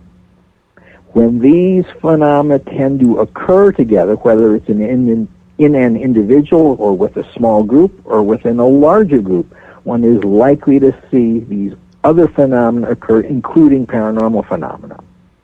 Now, again, these are abstract. It's a little hard to get. You have to read some particular examples, and I've got some of those in my book. And as you live and interact with psychics, you will see these phenomena tend to occur more frequently among them. For instance, mediumship. There is a fair number of, especially in England, gay mediums. So there is a blurring of sexual categories there. And some of these people are very impressive. So, but again, being gay is a violation of a sexual taboo. Don't I know it? Oh, wait. Well, let me ask you, does your definition of trickster, would John Keel, would Jacques Vallée, would you all agree that is the definition of trickster? Are you all talking I don't about the know same if they thing? would, but my definition comes out of the anthropological literature. I've drawn some from Christine Downing, who's written on the trickster, who's a Jungian. I think people with a Jungian orientation would understand that. The people who read and follow the works of Carl Jung. So this is not something I invented on my own. No, I'm just wondering if there is a unified trickster theory, because it sounds completely different than what we were arguing about, and people were using that same word trickster. And well, certainly it's a little bit difficult to define, because the nature of trickster itself tends to defy category, blur boundaries, and cause disruption. So, yes, by its very nature, it's hard to classify, but that is its nature. Mm-hmm. And there's a lot of theoretical work on that. Again, I cannot present this in an hour's presentation, especially just orally. Sure. But what I am saying is drawn from very mainstream psychological literature, anthropological literature, folklore, mythology, and the like. Okay. The trickster often will personify, or in mythology it is personified, whether it's a person or like the raven, coyote, hare, Mercury of the Romans, Hermes of the Greeks, and there are innumerable others. Mm-hmm. It's personified, but it also seems to, in most cases that I've read, seems to deal with spirituality. It seems to be about keeping things in question so that you can break through and have that whatever enlightenment experience. No doubt about and that. So do you think that is related to this? Yes. In fact, Hermes was the guide of souls, and and some tricksters would go between this world and the underworld and guide souls to the heavens. Again, it's a very different way of thinking about these phenomena. That would be the why, wouldn't it? Pardon? Didn't we just come up with the why? Why is this happening? No. You get a what or how, but you don't get a why. All right, Jeff? I've been dying to ask this question, and a couple of episodes or so ago we had Dr. Dennis McKenna on, and I'm not sure if you're familiar with Terrence McKenna. That would be his brother. And I've all of a sudden kind of tripped onto a fascination with, no pun intended, people who have used psychedelic drugs such as ayahuasca or the psilocybin mushroom, and had pretty intense experiences that involved small beings, that involved a voice, basically a lot of people who've had that kind of breakthrough experience are relating this closely to the UFO abduction scenario. Yeah. Saying that there is a definite connection there. Now, I don't know, because I'm yet to partake of any of that, and Jeremy as well, but we're seriously contemplating the issue, because there is no way to find out other than to do it and find out. But that also, at least for Terrence McKenna, in one of his books, he talks about having a sighting of what he is positive was the Adamski disc, which he knew at the time was, as he called, malarkey. And he said it seemed to contradict itself. So how do you feel that the whole psychedelic experience relates to a non-psychedelic sighting with something that seems to be so completely self-contradictory? How does that kind of speak to you? Well, I think that's great, and it certainly suggests we are in the realm of myth here, and that mythology is a much better way to understand this than our rational categories, because these things are flowing together. You've got this deception from Adamski flowing into some kind of real experience, and the categories of real and imagination, fact and fiction are blurred. That is the essence of the trickster. Blurring these kinds of categories that are fundamental to rationality is what the trickster does. And hence, our rational worldview tends to fray, and our rational categories are no longer useful in understanding this. We must look at it in a very different light. So when you hear real. Right, when you hear of someone talking about a psychedelic experience and talking about these beings and so on and so forth, are we talking about the same trickster type of thing going on? Well, we're certainly talking about trickster manifestations here. Absolutely. Terry Mullis, for instance, who won the Nobel Prize in Physiology or Medicine, also had an experience, and quite well known. So yes, these are manifestations of this trickster archetype. For instance, the inner and outer is blurred in the psychedelic experience. The fact and fiction is also blurred. And it is also very easy for people to dismiss it because people will say it's simply and only hallucination. Right. Altered perceptions, yeah. The altered states of consciousness and these types of things are something I've not dealt with much at all in my trickster theory. So it's but they do fit. But and certainly shamanic experience would tend to reinforce that, because shamans were often tricksters and they often sought out psychedelic and altered states of consciousness. Right. You know, I see exactly what George is saying about the trickster being and I think of it, my terminology in my head is an undercurrent that runs through this, that, you know, at certain times, the manifestation or the perception of some of these things is relative to the individual at times. So, I mean, I get that, because that kind of jives with what I've been saying about the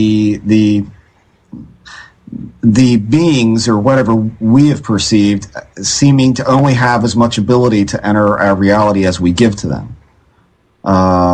So I'm seeing the thread that George is talking about running throughout all of this stuff, and like I said, even in a really funny way. And I don't know if this is coincidental or not, but George, I was telling Jeremy about a dog that I used to have. She was a Hawaiian K-Hound, just by far the most lovable dog you'd ever want to have, but she was the most ruthlessly disobedient, don't follow the rules, fuck you kind of dog that you'd ever hope to meet. And we named her Maui due to being a Hawaiian K-Hound. And I saw today online that one of the names for the trickster in the Hawaiian culture is Maui. So I see that kind of stuff, and it just kind of, makes me cock my head like a dog, because I see this kind of, and that could be a completely different matter than this, but it's, I do find it fascinating what you're seeing as far as this concurrent thread running throughout all of these different experiences. And it almost seems to me like you're saying, in a way, that the trickster is the one holding the keys to the answer here. Well, I certainly think that the trickster will throw, and the whole notion will throw an enormous amount of light on what's happening here. Yes, I do agree with it. And just if you look in mythology you look at American Indian lore, you will see, this innate connection with these phenomena and the trickster in myth. And it's all over the world. So it's just so frequent that, yes, this is the way one has to think. Now, the problem is the Western world views myth as purely fiction, and that is where a serious mistake is made. It's a different way of thinking. It's almost antithetical, or it's very, very different, and for most people, it's almost incomprehensible. It takes a while to sit and think, ponder the experiences, and then it starts to make a little bit of sense. But it is really, the undercurrent here that keeps popping into my head is that this is almost a demonstrable way of seeing how one single strand of reality works. Yeah, I think so. Awesome. There you have it, folks. Yeah, that's awesome. Well, I don't think, it's very difficult to convey the ideas succinctly. That's why my book is so long. And I'm not sure I'm at all successful here. But even when I give my supposedly coherent lectures, friends tell me they need to listen to it at least 3 times before they start to get it. So I apologize to any listeners who might be completely scratching their head. No, it takes a while. Giving us food for thought. And what is the name of your book again, and where can people pick it up? Okay, well, go to my website, tricksterbook.com. The title of the book is The Trickster and the Paranormal. There's plenty of little introductory snippets there, as well as the full introduction to the book and a number of my professional papers. So you'll get some idea of what it's about. I put quite a fair amount online. Great. Well, thank you very much for spending an hour with us. Is there anything that we haven't covered in our ineptitude that you wanted to say or address?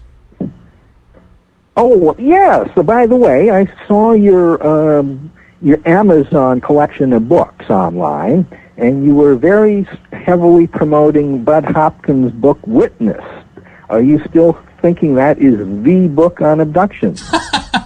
You're talking about it at cultureofcontact.com?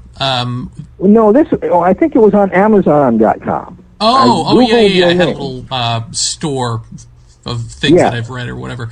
Do I still think? Yeah. As far as I know, in terms of a case study, as far as I know, I know people who know her, Linda Cordell, and swear she's the real deal and all of that. Do you know differently?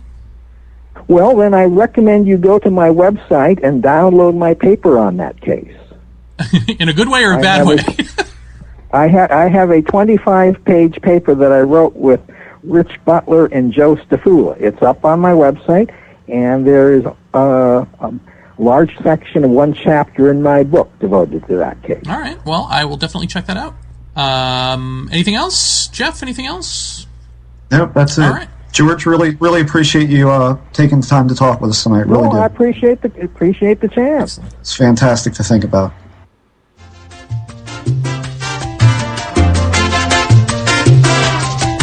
Hi, this is Bill Burns from UFO Magazine and UFO Hunters. You're listening to my good friends Jeremy Vaney and Jeff Ritzman laugh their way through ufology on Paratopia, the UFO show for the rest of us. And welcome. So, Jeff. Yes, Jeremy. What do you make of our friend George Hansen? I like George. George is nice. That is a completely different trickster scenario than the one that we were having civil discourse about. Yes. Over the past few weeks. Oh, God. With our good friends, who shall remain nameless. Might as well. Even though everyone knows who they are. Right. And, but mainly because I don't want them to think we're attacking them again. Right. That'd be Al Limburg and Leslie. No. It's a joke. It's a joke, people. Calm down. So, what was I going to say? Oh, yeah. Here's what's interesting to me. necessarily disagree with anything I heard from him. However, without giving a why, you are just describing sociological, anthropological, psychological, all other kinds of logical thing. You're just describing the thing that's happening. So essentially, the trickster in that scenario isn't a personification, isn't about anything. It's just a word that you're using to mean the description of what happens when people get involved in this stuff. Right? I get it a little bit different than that. It's the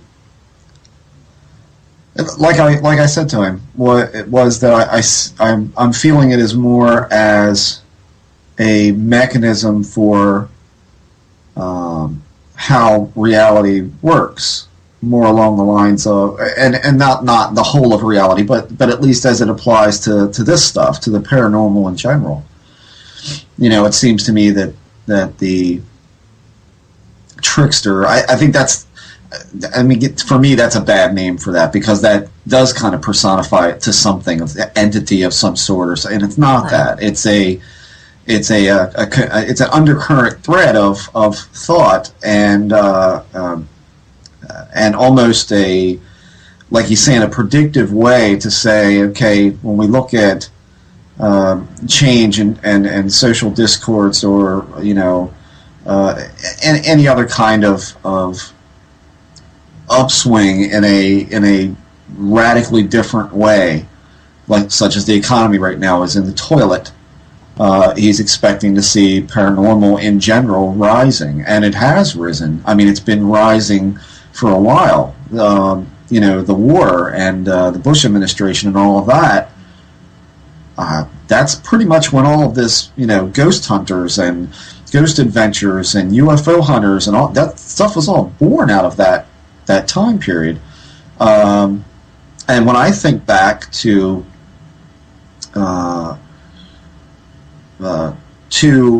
the last, what I remember as being a wave where you had sightings on TV, you had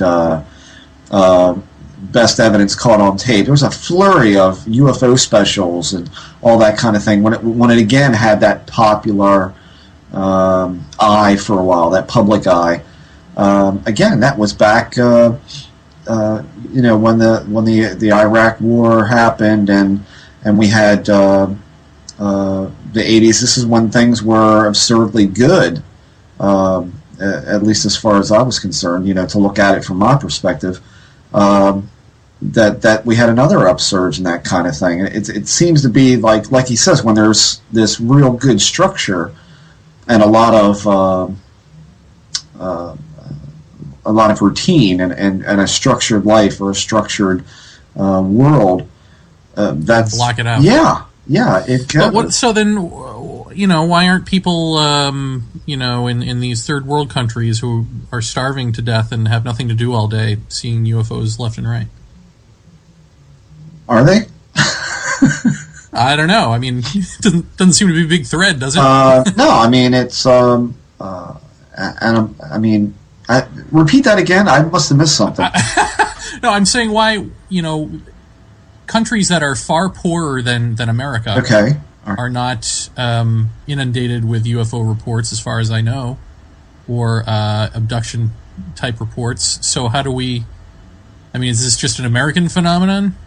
Maybe in the way it's perceived. I don't know. I've heard this before. I haven't. I can't remember if I've heard it about society, but I've heard it about experiencers. I've heard it said that experiencers have abduction type stuff happen to them at critical, stressful points in their lives. Sure.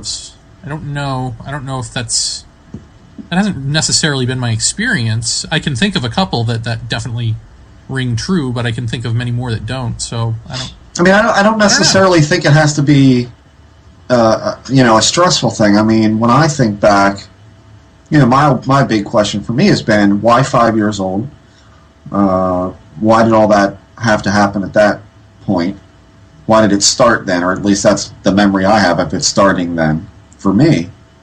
And that would be, that's the end of the 5 years old is the age where you start kindergarten. That's the age where you're not home all day with mom. You're going off with somebody else with a bunch of other kids. And when I thought about that today in listening to George's little speech that you'd give me, that's the first thing that kind of popped in mind. I'm like, wow, that is kind of a transitional period for me, 5 years old. I mean, like he said, forget the what, forget what it is. This is how it. Maybe this is the doors that we've been talking about and windows of manifestations being able to occur at a certain time. Maybe this is the latch on the window. Is that kind of thing. I don't think it makes it so that this is not an external thing. I think it speaks to it being intimately involved with us, which is, that's pretty much along my line of thinking with this, is that we've got more to do with this than we previously thought. Mm-hmm. Well, it sounds like, if you think about, particles have particle wave duality. If you're talking about something from another dimension, or something that comes into perception through DMT or the pineal gland or something like that, and we have things blocking that. We have things that are particle, or we've got brain activity that's blocking that. What would it take? Would it take a clearing of the mind for these new waves to ride in and become particles, essentially for what would be, to our senses, non-material, manifesting, making it material in that way. So I don't know. What am I trying to say here? So if you have this other dimension or something, if you have this sort of antimatter, as it were, to them, they're just as real as we are, but they're fluid and we're solid, right? Let's just put it this way: if they're fluid and we're solid, and that's how we perceive it anyway, and they would perceive it the opposite way, maybe. Then they would need us to unblock something, the dam in us, open the door for the fluid to come in, and then become a solid in here in this world space. That's essentially what we're talking about, right? That's what all of this boils down to. As bizarre as that sounds, I guess so. So there we go. We just solved it. End of Paratopia. Call in the guards. We have the brass ring. No, it sounds as logical as anything else, but nothing in this field has been that way. I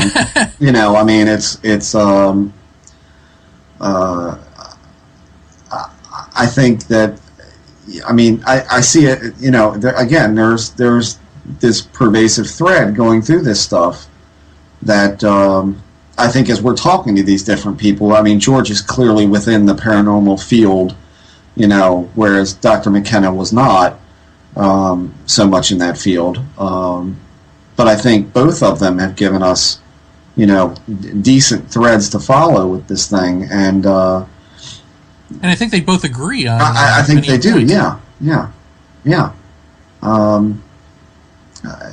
It's I don't know, it's like I was, I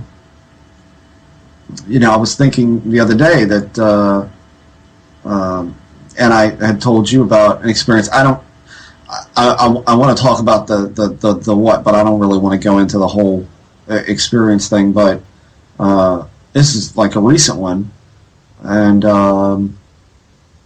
it kind of makes me think, listening to George talk, and again talking to Dr. McKenna about this kind of stuff. And I haven't even written him about this yet, so that's why I want to kind of wait. But I had the overwhelming impression in this experience, as weird as it sounds, that at least for me, and again, my opinion, my perception of all of this, is that that this whole thing may start in our mind, but it ends up on the floor, standing, or flying, if you want to think of it that way. That there is some kind of perceptual window that at least the experiences I've had are possibly coming through, but it may be starting in the mind and materializing on the floor, and totally separate from me. So yeah, that'll completely fuck up everything that we've been talking about. But I see and this is, I mean, goes back to how weird all this stuff is to begin with, but you know, I keep thinking that the whole time we've been saying, you know, this stuff's a lot weirder than we think. I think we're starting to get into just dipping our pinky toe into the pool of extraordinary weirdness. And I think George is definitely at least got himself up into his knees with just how bizarre this thing is. And it's not like it's not giving out constants. There are constants, as he pointed out. There's this undercurrent of the trickster, if that's, you know, the terminology that they want to use. I don't, you know, like I said, I think that's kind of a bad term for me. I don't, that really confused me. I mean, I asked you, what the hell is a trickster? What does that mean? But there's definitely something that is intricately connected to us that is a portion of how this stuff happens and how it gets here. Hello? Yes? I guess that's where I respond. If you can. I mean, it's just an incoherent thought. I agree. Well, I think it's hard to respond specifically unless you do tell people what your experience was. All right. Because I think it's so weird that it's hard to even picture as you describe it. Well, I think I got it better now, so that maybe I can explain it better. First, before you do that, let me just say, let me ask you, the black box that floats down the hallway, did you see that any other time or just that No, one? just that once. So on your 40th birthday, you saw a birthday gift. That was what I thought when you said it this time. Huh. I thought, I get the trick now. It's a present. But go ahead. It was a box. I mean, you know, I didn't get to open it, though. You would have found you inside. You can't know the what, right? I mean, what's in the box? I can't tell you that. It's a MacGuffin. Well, I think I mentioned on the prior show about the hum that I heard. So if you were listening to one of those, I don't know how many episodes ago it was, but you were telling McKenna about it, actually. Was it? Okay. So it was a McKenna episode.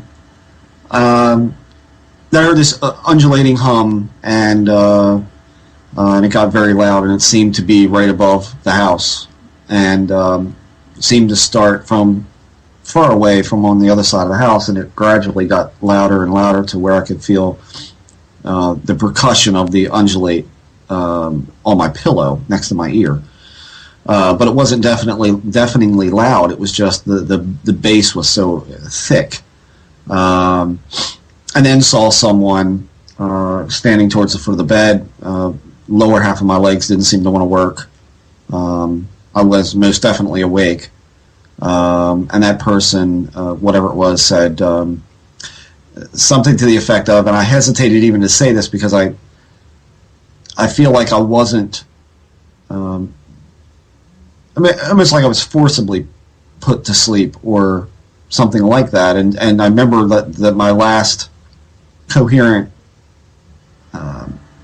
input at that point was, where does it hurt, or hold still, or something to that effect. Anyway, that's all I remember of that.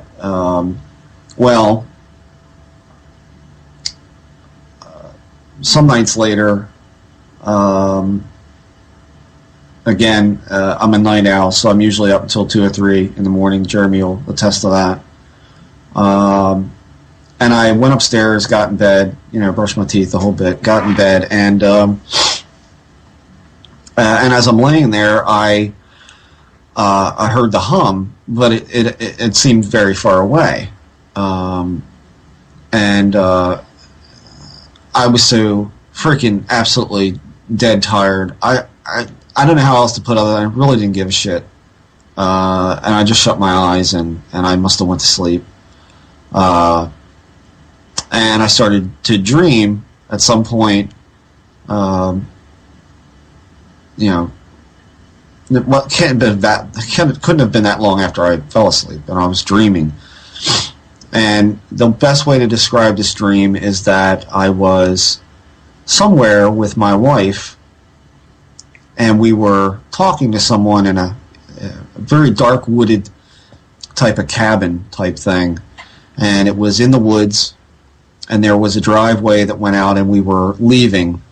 We shook hands with this guy, and we got out in the car, and we started to go down the driveway, and as you exited the woods, you came into like a residential neighborhood. And on the left was a little, and I'm sure everybody will know what I mean when I say like the tiny pebbled driveway that's often not just a pebble, but it's you could stick your hand in the pebbles. It's like that loose gravel driveway. Yeah. It went behind a house that was very like a double long rancher, and the back end of this place was filled with big bay doors and stuff like that, and then a house towards the end. And I knew there was just car parts everywhere. And being the son of an auto mechanic, I'm used to seeing a lot of parts at the shop, and axles and just junk, engine heads and blocks and all this kind of stuff. And I made a wrong turn. I turned actually into this area where all these parts were laying, like behind this house. And I got down to the end, and I'm like, there's no way out of here. I can't make a right down beside this building and get back out to the road.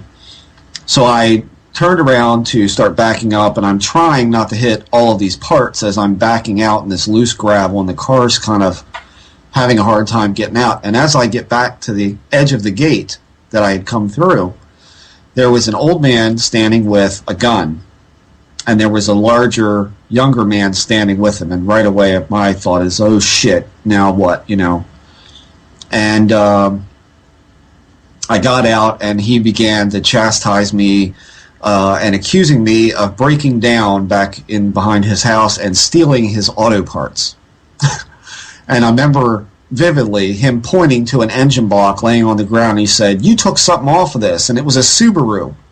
I said, "I drive a Thunderbird, you idiot. What the hell's wrong with you? I didn't steal anything." Somehow or other, we end up being told to go into the back end of his house, which is a long hallway that leads down to what looks like a larger room with a chair that seems higher than the floor, higher than a normal chair.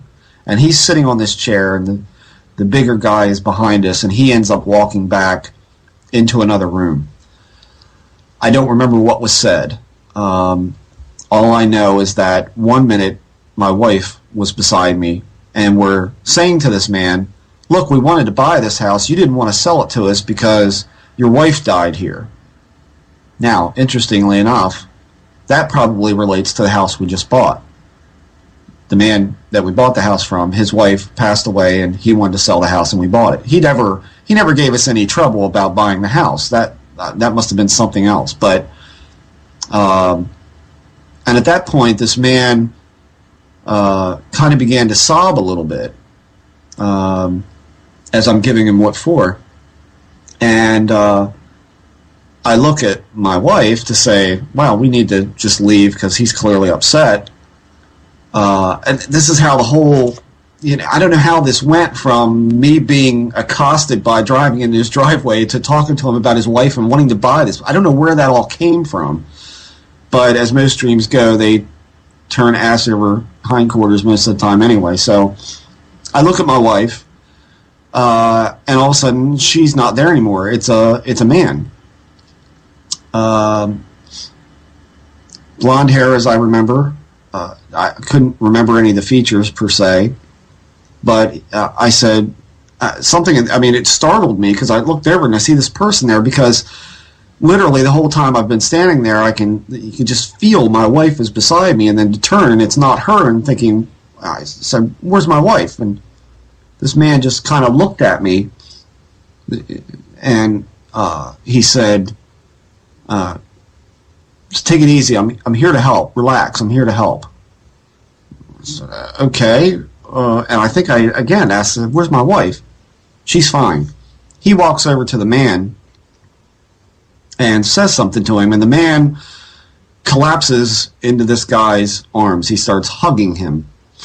And this man is hugging him back and patting him on the back, saying it's going to be okay. And as this man is crying, I see his face go from crying to anger quickly. And as I see that happening, I get a very uneasy feeling. And before I know it, this man is literally strangling the younger man who was standing beside me and squeezing him so tight that it kills him.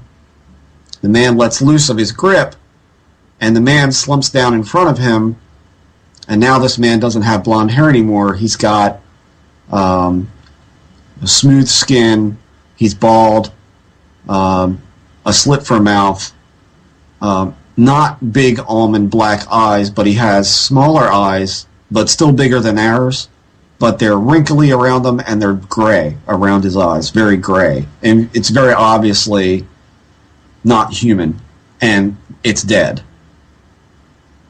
So I turn around, I was like, he killed him. The first thing in my mind is not, holy crap, it's an alien. The first thing out of my mind is, I've got to get the hell out of here. He just killed him. I'm next. So I turn around to start running, and I wake up screaming. And I'm in bed, and it takes me a good 3 or 4 seconds to realize it was a dream, because it was so detailed and took such a weird turn. And as I am sitting there in the dark in my bedroom, I see a pattern that is in my vision. Now, how to describe this, because this is the part Jeremy had a hard time understanding.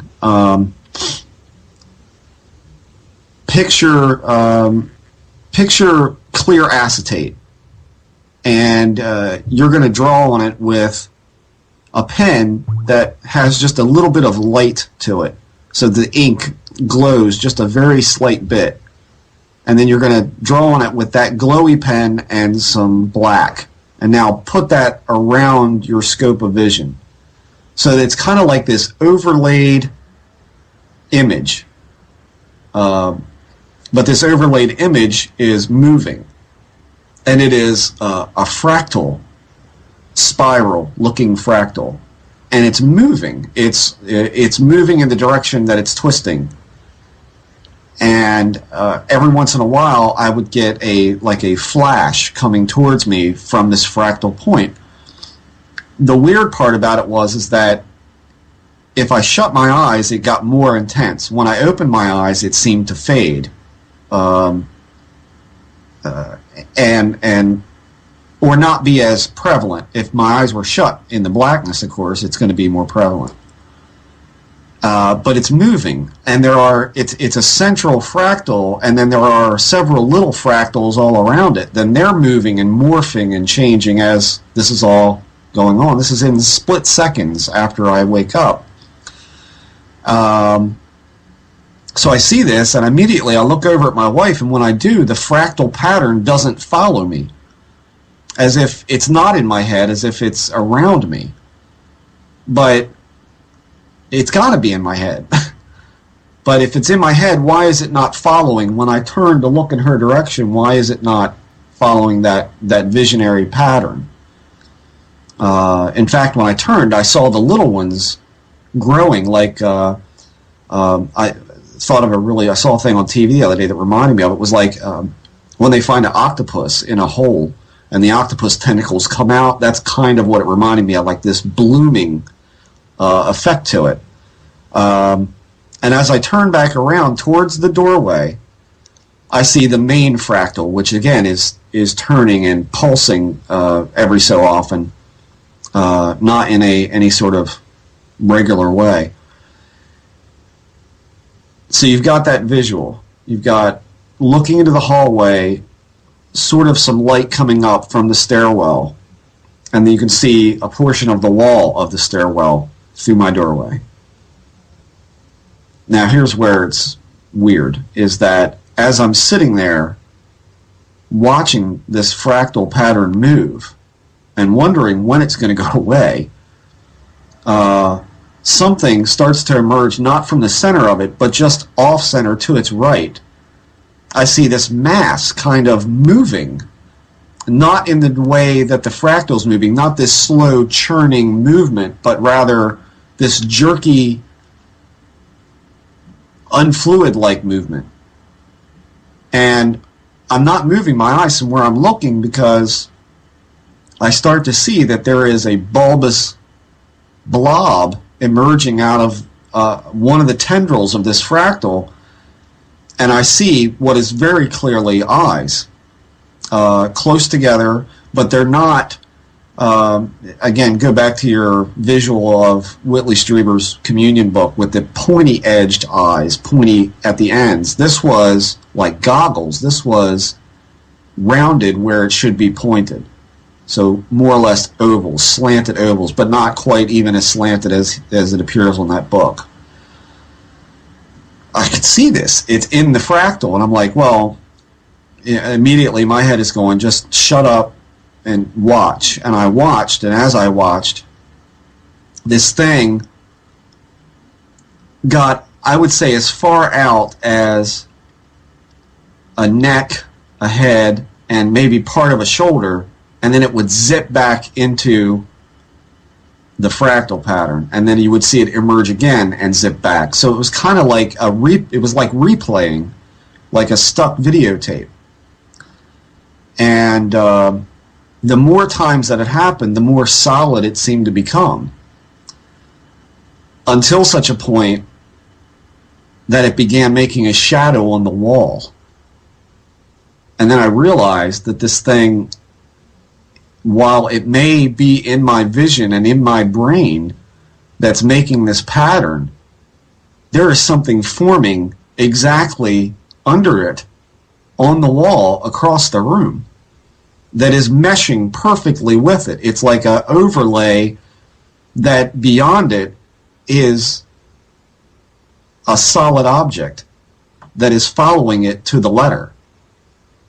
So I don't know how else to put it. I don't know how much clearer I can describe that other than an overlay in vision, like picture a cartoon in your vision. Now picture that cartoon, whatever wall you're looking at. Now that cartoon is actually coming three-dimensionally out of the wall.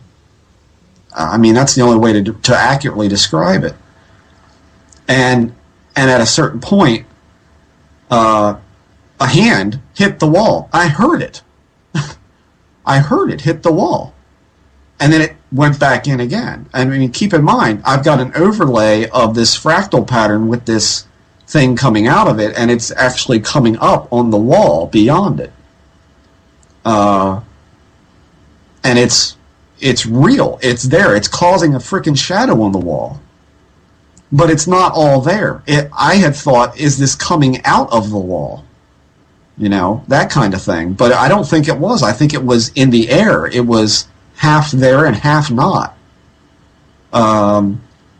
So at one point it went back in and the whole thing just began to fade.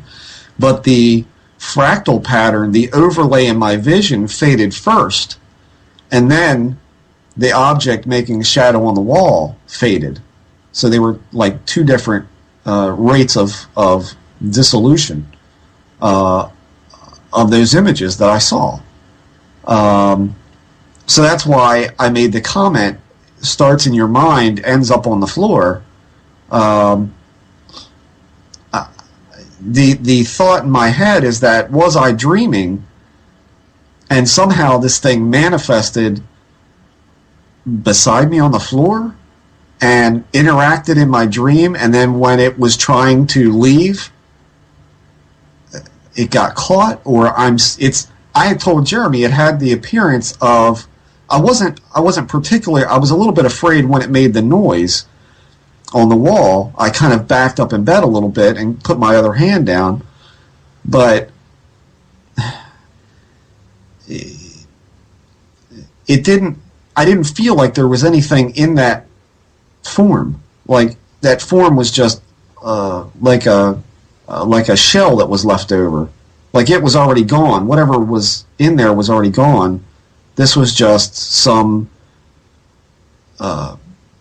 residue or piece of something that had been but now isn't anymore. I don't know how much sense that makes. But that's... Yeah, well, it makes sense. Wife, dog, son, nobody woke up when you screamed? No. Lisa didn't wake up until the whole thing had dissipated, and I was reaching down into my pants pocket, which were on the floor, to try and grab something to write on, because I said, if I don't write this down, there are going to be nuances I'm going to forget. And I didn't forget them because I wouldn't forget that. But I wanted to write the dream down more than anything, because I think you read to me what you wrote. I believe it was this, right? That you read to me what you wrote. Yeah. And let me tell you, it wasn't very nuanced. No. So I don't know what you think you were writing at like 4 a.m, but I mean, it came out. Thing wall. Yeah. Saw. Well, it was it was more or less trying to nail down what I was dreaming about, because you always forget your dreams. You never remember them so clearly. Right. And those keywords kind of help me remember that dream as vividly as I do. And it was pretty vivid. But it didn't start out the way it ended. It just took this incredibly unpredictable, bizarre bend to it. So, I don't know, the fractal thing, I tried to look up online, like waking from a dream and seeing a fractal or something like that. Like, is that something that people have seen before? And I think what I found, a couple of people have. I don't know what the significance of that is. I don't know. I've never seen such a thing as... Well, half our audience just shit their pants, so there's that significance. Well, I don't know. I just got this overwhelming feeling like, yeah, it starts in your mind, but it ends up real. Which just... that throws a monkey wrench into everything that I've been thinking to a point. But in another way, I kind of almost feel like it's there again. Say it. You can take a drink. It's another clue of some sort that that clearly what we're not dealing with is little green men, which I think we've left a long time ago, but is still the overbearing popular view. Well, here's the question that I'm left with. The more you think about these things in terms of anything, the more it gives you what it is you think you're seeing. So when you used to think it was demonic, it looked demonic. Mm-hmm.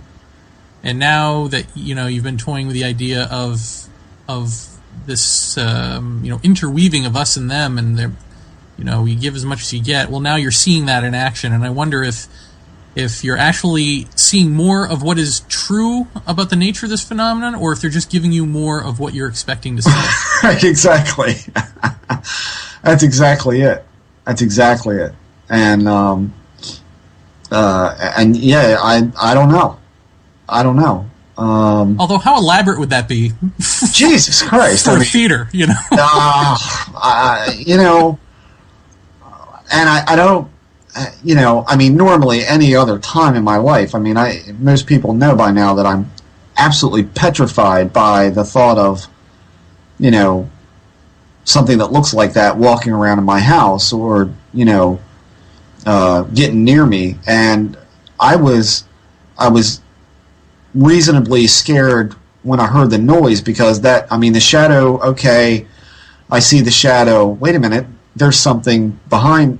Well, what's making that shadow? And then, you hear that on the wall, and I'm like, there's something there, And that's when I started backing up in the bed a little bit. And I think I mentioned to you at the time, I thought about waking Lisa up, but I thought to myself, again, if she won't wake up, then I'm going to be even more scared if she won't wake up, because I haven't encountered that a couple of times, and that does make me freak even worse.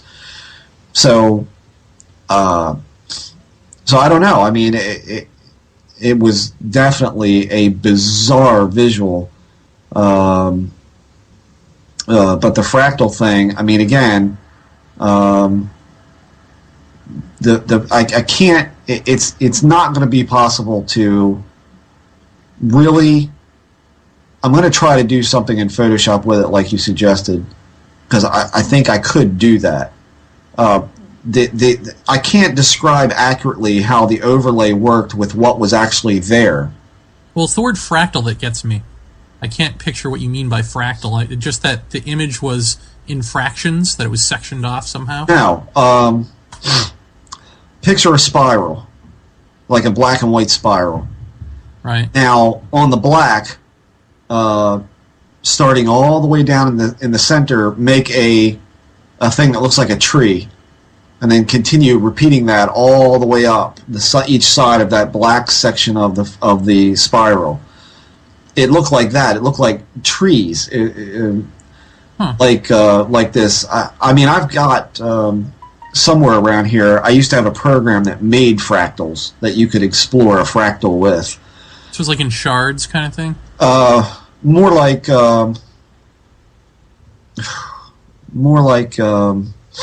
trees, like you yeah, said. like octopus, tentacled, but with. Okay, so I'm thinking of the entire vision being in shards, and you're actually talking, when you say fractal, you're actually talking about the lines themselves, or the cracks themselves, or whatever. Yeah, the shape of the thing was a spiral that was turning and growing. It was growing. Right. I mean, each tree spawned a new little tree, and a new little tree off of that. It was so freaking complex that to try to do it in Photoshop would be the computer would explode. The level of complexity of this site was ridiculous, but it was all, there was no color.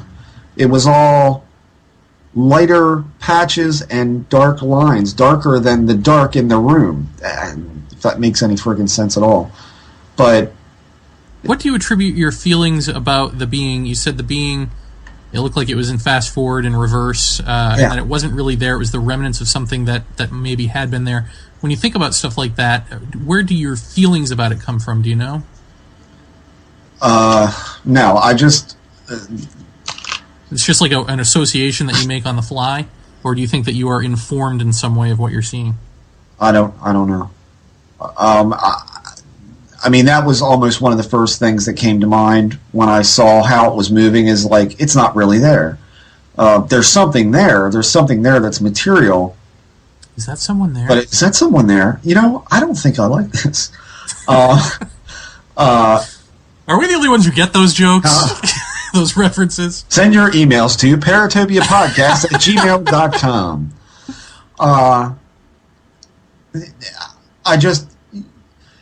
I mean, you could tell. I don't know how you could. It's hard to explain. To look at it, you say, well, that's just something playing. But the more that it played, the more solid it became beyond this fractal pattern vision. It became solid behind it. But at the same time, I'm thinking, that's not really. That's nothing. There's nothing in that. This is over. This is leaving. That's just the thought that I had, and I don't know. I don't know where that came from, but I knew that made me significantly less freaked out by it, to the point where I could just watch. And I really watched, and I really paid attention to what I was seeing. And that's what it was. I mean, like I said, there was no mark on the wall. I didn't see any footprints in the carpet. I don't know what to make of that. I mean, that's what happened, and you could be right. Maybe it's showing me what I think what my current line of thinking is. Maybe it's feeding into that, but my other thought is that I have also said, if I could observe this thing from a comfortable distance in every sense of that word, then I might be a little bit better with it. And the past 2 times, I've been better with it. If I'd have seen that 10 years ago, I'd have been out the freaking window. But I just sat there. I said, it's leaving. It's not coming at me. It's going into it.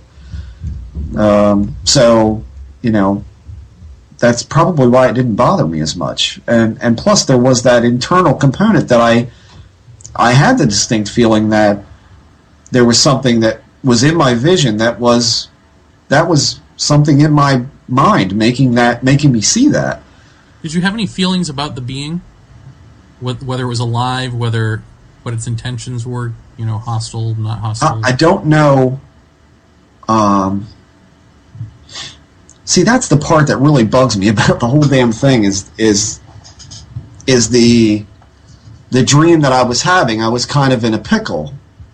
And if that being was interjecting its thoughts into my dream, and that was really happening, then when he said, relax, I'm here to help, he was trying to get me out of the dream, get me out of that situation and all that. But why? It's just a freaking dream. Well, why? What was the point of the interjection in that? Unless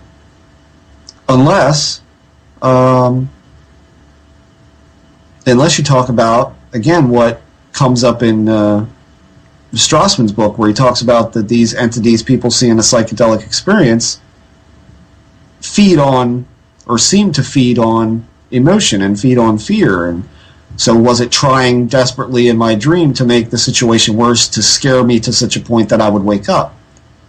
Well, or if there was something that was in your room, you could have just been dreaming and unconsciously been perceiving it, and these things are, for lack of a better word, telepathic. It could have been doing its usual routine of saying, it's okay, calm down, preemptively, expecting you to wake up and find it, and you just heard it in your dream and interpreted it into your dream, Well, that's possible too, yeah. But it was weird, man. That... Yeah. And here's the thing that really kind of, initially when I woke up and I saw this fractal pattern everywhere, it held the same quality and the same feeling as the white square did. It held that same seeing but blind feeling about it. It's a hard feeling to describe, but, again, just, picture any picture you want being right in the middle of your vision, but it's so crystal clear and it's getting in the way. That kind of feeling. No, I know what you mean. And, maybe the analogy is if you've ever looked at a bright light and you look away, or you've been in the sun, you get that sort of head rush, and, your vision goes muddy red or something for a few seconds. Yeah. Or you rub your eyes and you have that cloudiness when your eyes are tired. Yeah. But it's a different quality than, but that's its same kind of effect. It's that in your vision thing that you can't escape, no matter. And I remember saying, don't shut your eyes, because when you shut your eyes, it gets even more prevalent. So I was trying to keep my eyes open, and that's when all the other stuff started to begin. So that's all interesting to me, because that smacks of stuff that happens when I let this meditation thing out for any extended period of time, is that I do see things like that. I do see reality overlaid over reality, and it's more prevalent when you shut your eyes, but it's still there when you open them. But I haven't seen beings or anything like that. But I almost wonder if it's not tapping into the same sort of thing, This was unlike any being, quote unquote, that I've ever seen. It had a decidedly different look about it. The only thing I ever thought I saw when I was doing that meditation stuff was back in the other apartment, and I could have sworn, it scared me enough to take myself out of that state and turn on all the lights and turn on music and just pray, was seeing a shadow of a person peel itself off the bathroom door and peer around the door. Yeah, I mean, it was an open door, and that's what it looked like. It looked like it was stepping off of the door and looking around the door and, preparing to come at me or preparing to come out, into reality, and I that was just way too much. But I don't know. I mean, I don't even know how much of that is some sort of hallucination. What do we mean when we say hallucination? Yeah, I mean, what does that mean? Well, right, yeah. I mean, if I had not gotten scared and let it play out, would this thing really have come up to me, or would it have just gone away? Yeah, I mean, that's the thing. I don't. It's this is a weird fucking world, man. I'll tell you that. It's just weird. Well, it doesn't help that we don't know what the hell we are and what the hell the boundaries of this world are. Yeah. It's like we've got all of these dilemmas, and the world's weird. I mean, I had serious thoughts about even talking about that experience, because it is just beyond even weird for me. Well, I'm glad you did, because I feel like because it's beyond weird for you. It's important. It's a new thing. It's a new thing. It's a new thing. The other thing that bothers me about it is that the being. It looked like nothing that I had personally ever seen before. It just didn't hold this. It looked different. It looked, like I said, goggle-eyed looking thing. I mean, very round, elongated, but you're talking about that level of angle to the eyes was just not even. It was just very slight bend in that, and the edges, the ends of it was not pointed like an almond. They were ovaled out. It was smoothed around, and that just kind of, I was like, huh. I mean, immediately in my head, I'm like, that's different. I mean, I don't know. I don't even want to sound dramatic about this, but I feel like it's odd how far I feel we've gotten, and I don't even know what that means. I just feel like it's odd how far we've gotten in under 10 episodes of this show. Yeah. Well, it's a different direction, right? It definitely feels like we're fleshing something out here, Yeah, but what the hell is it? Well, I don't know, I don't know either. I mean, and that may be the end game right there. I don't know. Well, yeah, just like George said. How about them ETs, There is no why. Right. Well, there's no why that we can know about, maybe, but... Although, if in the end, I don't understand. I mean, if he agrees that if he thinks it is a spiritual thing, that keeping in the state of question, so that you have the big breakthrough, the psychotic break of enlightenment, then isn't that a why? Isn't that the ultimate why? I guess it would be. The thought keeps coming to mind that like, for instance, the near-death experience. Somebody dies on an operating table, and they go to this place where all the plants look like they've got their own glow, and it's beautiful, and they feel so great, and they see people who've gone before them, and they say, you can't stay. That person comes back dramatically changed from that, in that they no longer fear dying. In fact, they almost, in a strange kind of way, and it sounds weird to even hear them say it, is that they almost look forward to when that happens. They don't encourage it, but they're unafraid, and they know that they're going to that place. That relates also to the Hopkins experiment with DMT, with terminally ill cancer patients who were very afraid of dying in the dying process, and they come back from that experience saying, I am no longer afraid, because I've seen a peek at what's to come, and I'm not afraid anymore. So, as weird as it sounds, what if the why is, holding that secret of what's after this back? And psychedelics and near-death experiences are like some kind of unsanctioned preview of that. And what if that's the key, or what if that's the door that the trickster, quote unquote, is holding the keys to? We can't know it all. We can't know what this is all about, because if it does, it spoils the whole plan. The question is, what's the plan? I mean, I've been thinking that for a while, that especially when you hear Whitley talk about, people in experiences seeing their dead relatives in the presence of these beings, and what the hell is that all about?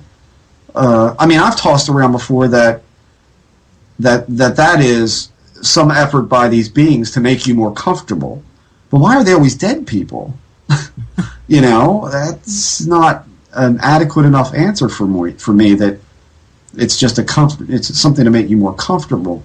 It seems like it's something more than that. And, it's at that point where I say, is this something that's holding the keys to a greater reality that we aren't supposed to know about until a certain time? And everybody in due time is going to find out. So I don't know. It comes to that deeper meaning of existence is, what is this all about? And why are we seeing these things? And if we're seeing these things now, while we're young bucks, what is it going to be when we're 70, 80? I told you before, I'm shooting for 115, but but what? Good luck. Yeah, what is what's sad? I have my friend Umber. We were having a deep chat the other night, and she was asking me, so what are your goals in life? What do you want now in life? That sort of question. By the way, folks, Umber's cute. That's right. And you know what my the very first answer that came to mind is? Nothing, I'm just waiting to die. Seriously, it was like that lame answer of I feel like I've seen too much.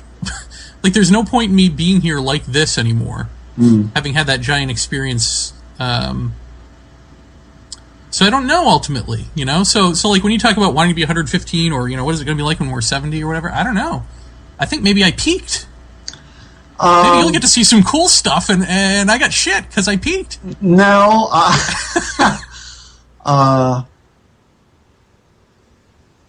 think and you know what? Here's what you got to think about. Most people, if this happened to them, do you think they'd go on the internet and talk about it? Hi, Australia. Hi, Spain. Hi, New Zealand and Russia. The world is listening. Japan. Hi, Japan. There are people listening to us everywhere, and that to me is ridiculous. To a lot of people, that's ridiculous. Well, yeah. That to me is just. I think we're doing something. Because I feel completely comfortable saying this to anybody who would ask me, and I don't mind broadcasting this across the net if it tweaks with somebody, and somebody gets something out of it. Maybe you could help me out and, return the favor. I think that we are looking at a greater nature of reality that maybe a lot of people are uncomfortable about, but maybe this is the way everything is supposed to go. And, we're not the only ones on this scene by a long shot, but we're one little spring in that wheel that's doing something. I don't know what, but could that be the reason for us meeting? Well, that seems to go well with what Nancy Burns has been saying lately, which is that she thinks guys like you and me are here to articulate this because we can, and that's why it's happening to us. You can. No, I think you just for a half hour just quite clearly described the most indescribable experience anyone could have. Whether or not it means shit to anyone is another matter. Well, no, I think it was quite eloquent. I think you don't give yourself enough credit. Well, maybe you sound like a surfer. Don't get me wrong. Yeah, fuck you. It comes out like an idiot, but we all know what you're saying. Thanks, Jeremy. Thanks. Don't make me edit that, by the way. You fuck. It's jokes. But that's I think that you have a lot more coming. I think you've got a lot. I think you're gonna stumble onto something more in all this, and And you've already said before that you're like at this plateau and are trying to verbalize the plateau. And once you get done verbalizing that, then you say, you're ready for what's next. Well, what's next, I don't think is death. Yeah. I mean, obviously you've got other things to do. I mean, this is all getting getting way too deep for me. Well, no, I didn't mean for anyone to call a freaking suicide hotline for me. I was just saying I fear I'm going to be bored for the next 70 years while, you're making all your discoveries and stuff. So 115 to me doesn't sound too appetizing. Well, I think you've got more to make. I think there's a lot more to see, and I think there's a lot more to... I think there's a lot more experience for you to come with all of that. Well, yeah, probably. I mean, probably a sign of immaturity that I'm even having this discussion because, every idiot who thinks that they're, feel old or whatever, is always somebody who has not lived. Well, so I guess the argument can be made that that's me. And I think anybody 35 years old, which you are, right? Yeah. I had the same thought, I'll be dead by the time I'm 40. And of course, when I was 16, I said, I'll never get as old as my mom and dad. And here I am. So. I didn't think I would make it past 25, I don't think, when I was in high school. What? I thought for sure. Something would happen, yeah. I've always had that thought that, getting old is just kind of a archaic concept to me. I can't picture it, and I still don't feel old. I still feel like I'm 18. That's the problem. Well, you pretty much are. Yeah. I mean, you don't look in your 40s. I don't look 35. I don't think. No. You're doing okay. We're vampires. We're like vampires, you and I. Vampires. You hear that, ladies? We're vampires. And that's where we, Jeff. What term did you just learn today? That's where we. Jump the shark. There you go. In my cackly old man laugh, I've learned a new term from the Gen Xers. Jump the shark. That's right. Well, fire up my motorcycle.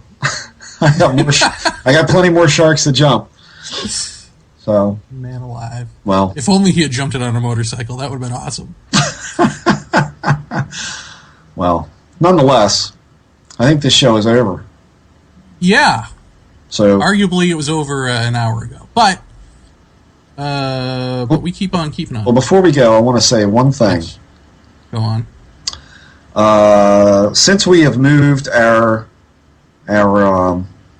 website and our podcast is now on iTunes and all of that kind of stuff, I think that we both should be saying thank you to people for listening, because we got people, like I said, Australia, Japan, Germany, Sweden, Mexico, Peru, just all over the place, really subscribing to us to listen to. And I hope that those people know how much we appreciate that they listen, because we're what are we, 6 episodes old now or something like that? 7? I think this will be 8. Yeah, this will be 8. So so thank you to those people out there listening, because I really appreciate it, because we truly didn't know what the hell we were doing or what response we were going to get out of all this. But it is great that we're getting some very nice feedback from people, and go visit the message board, for God's sakes, paratopia.net, and on the right hand side is the message board, where you can chime in and add to all this discussion as we're going along. So yeah, thanks to all you people. Thank you, people, all of you. Yes. We love you, each and every one. We do, really. You're like snowflakes. Right. You're completely different and individual, and yet I want you all in my tongue.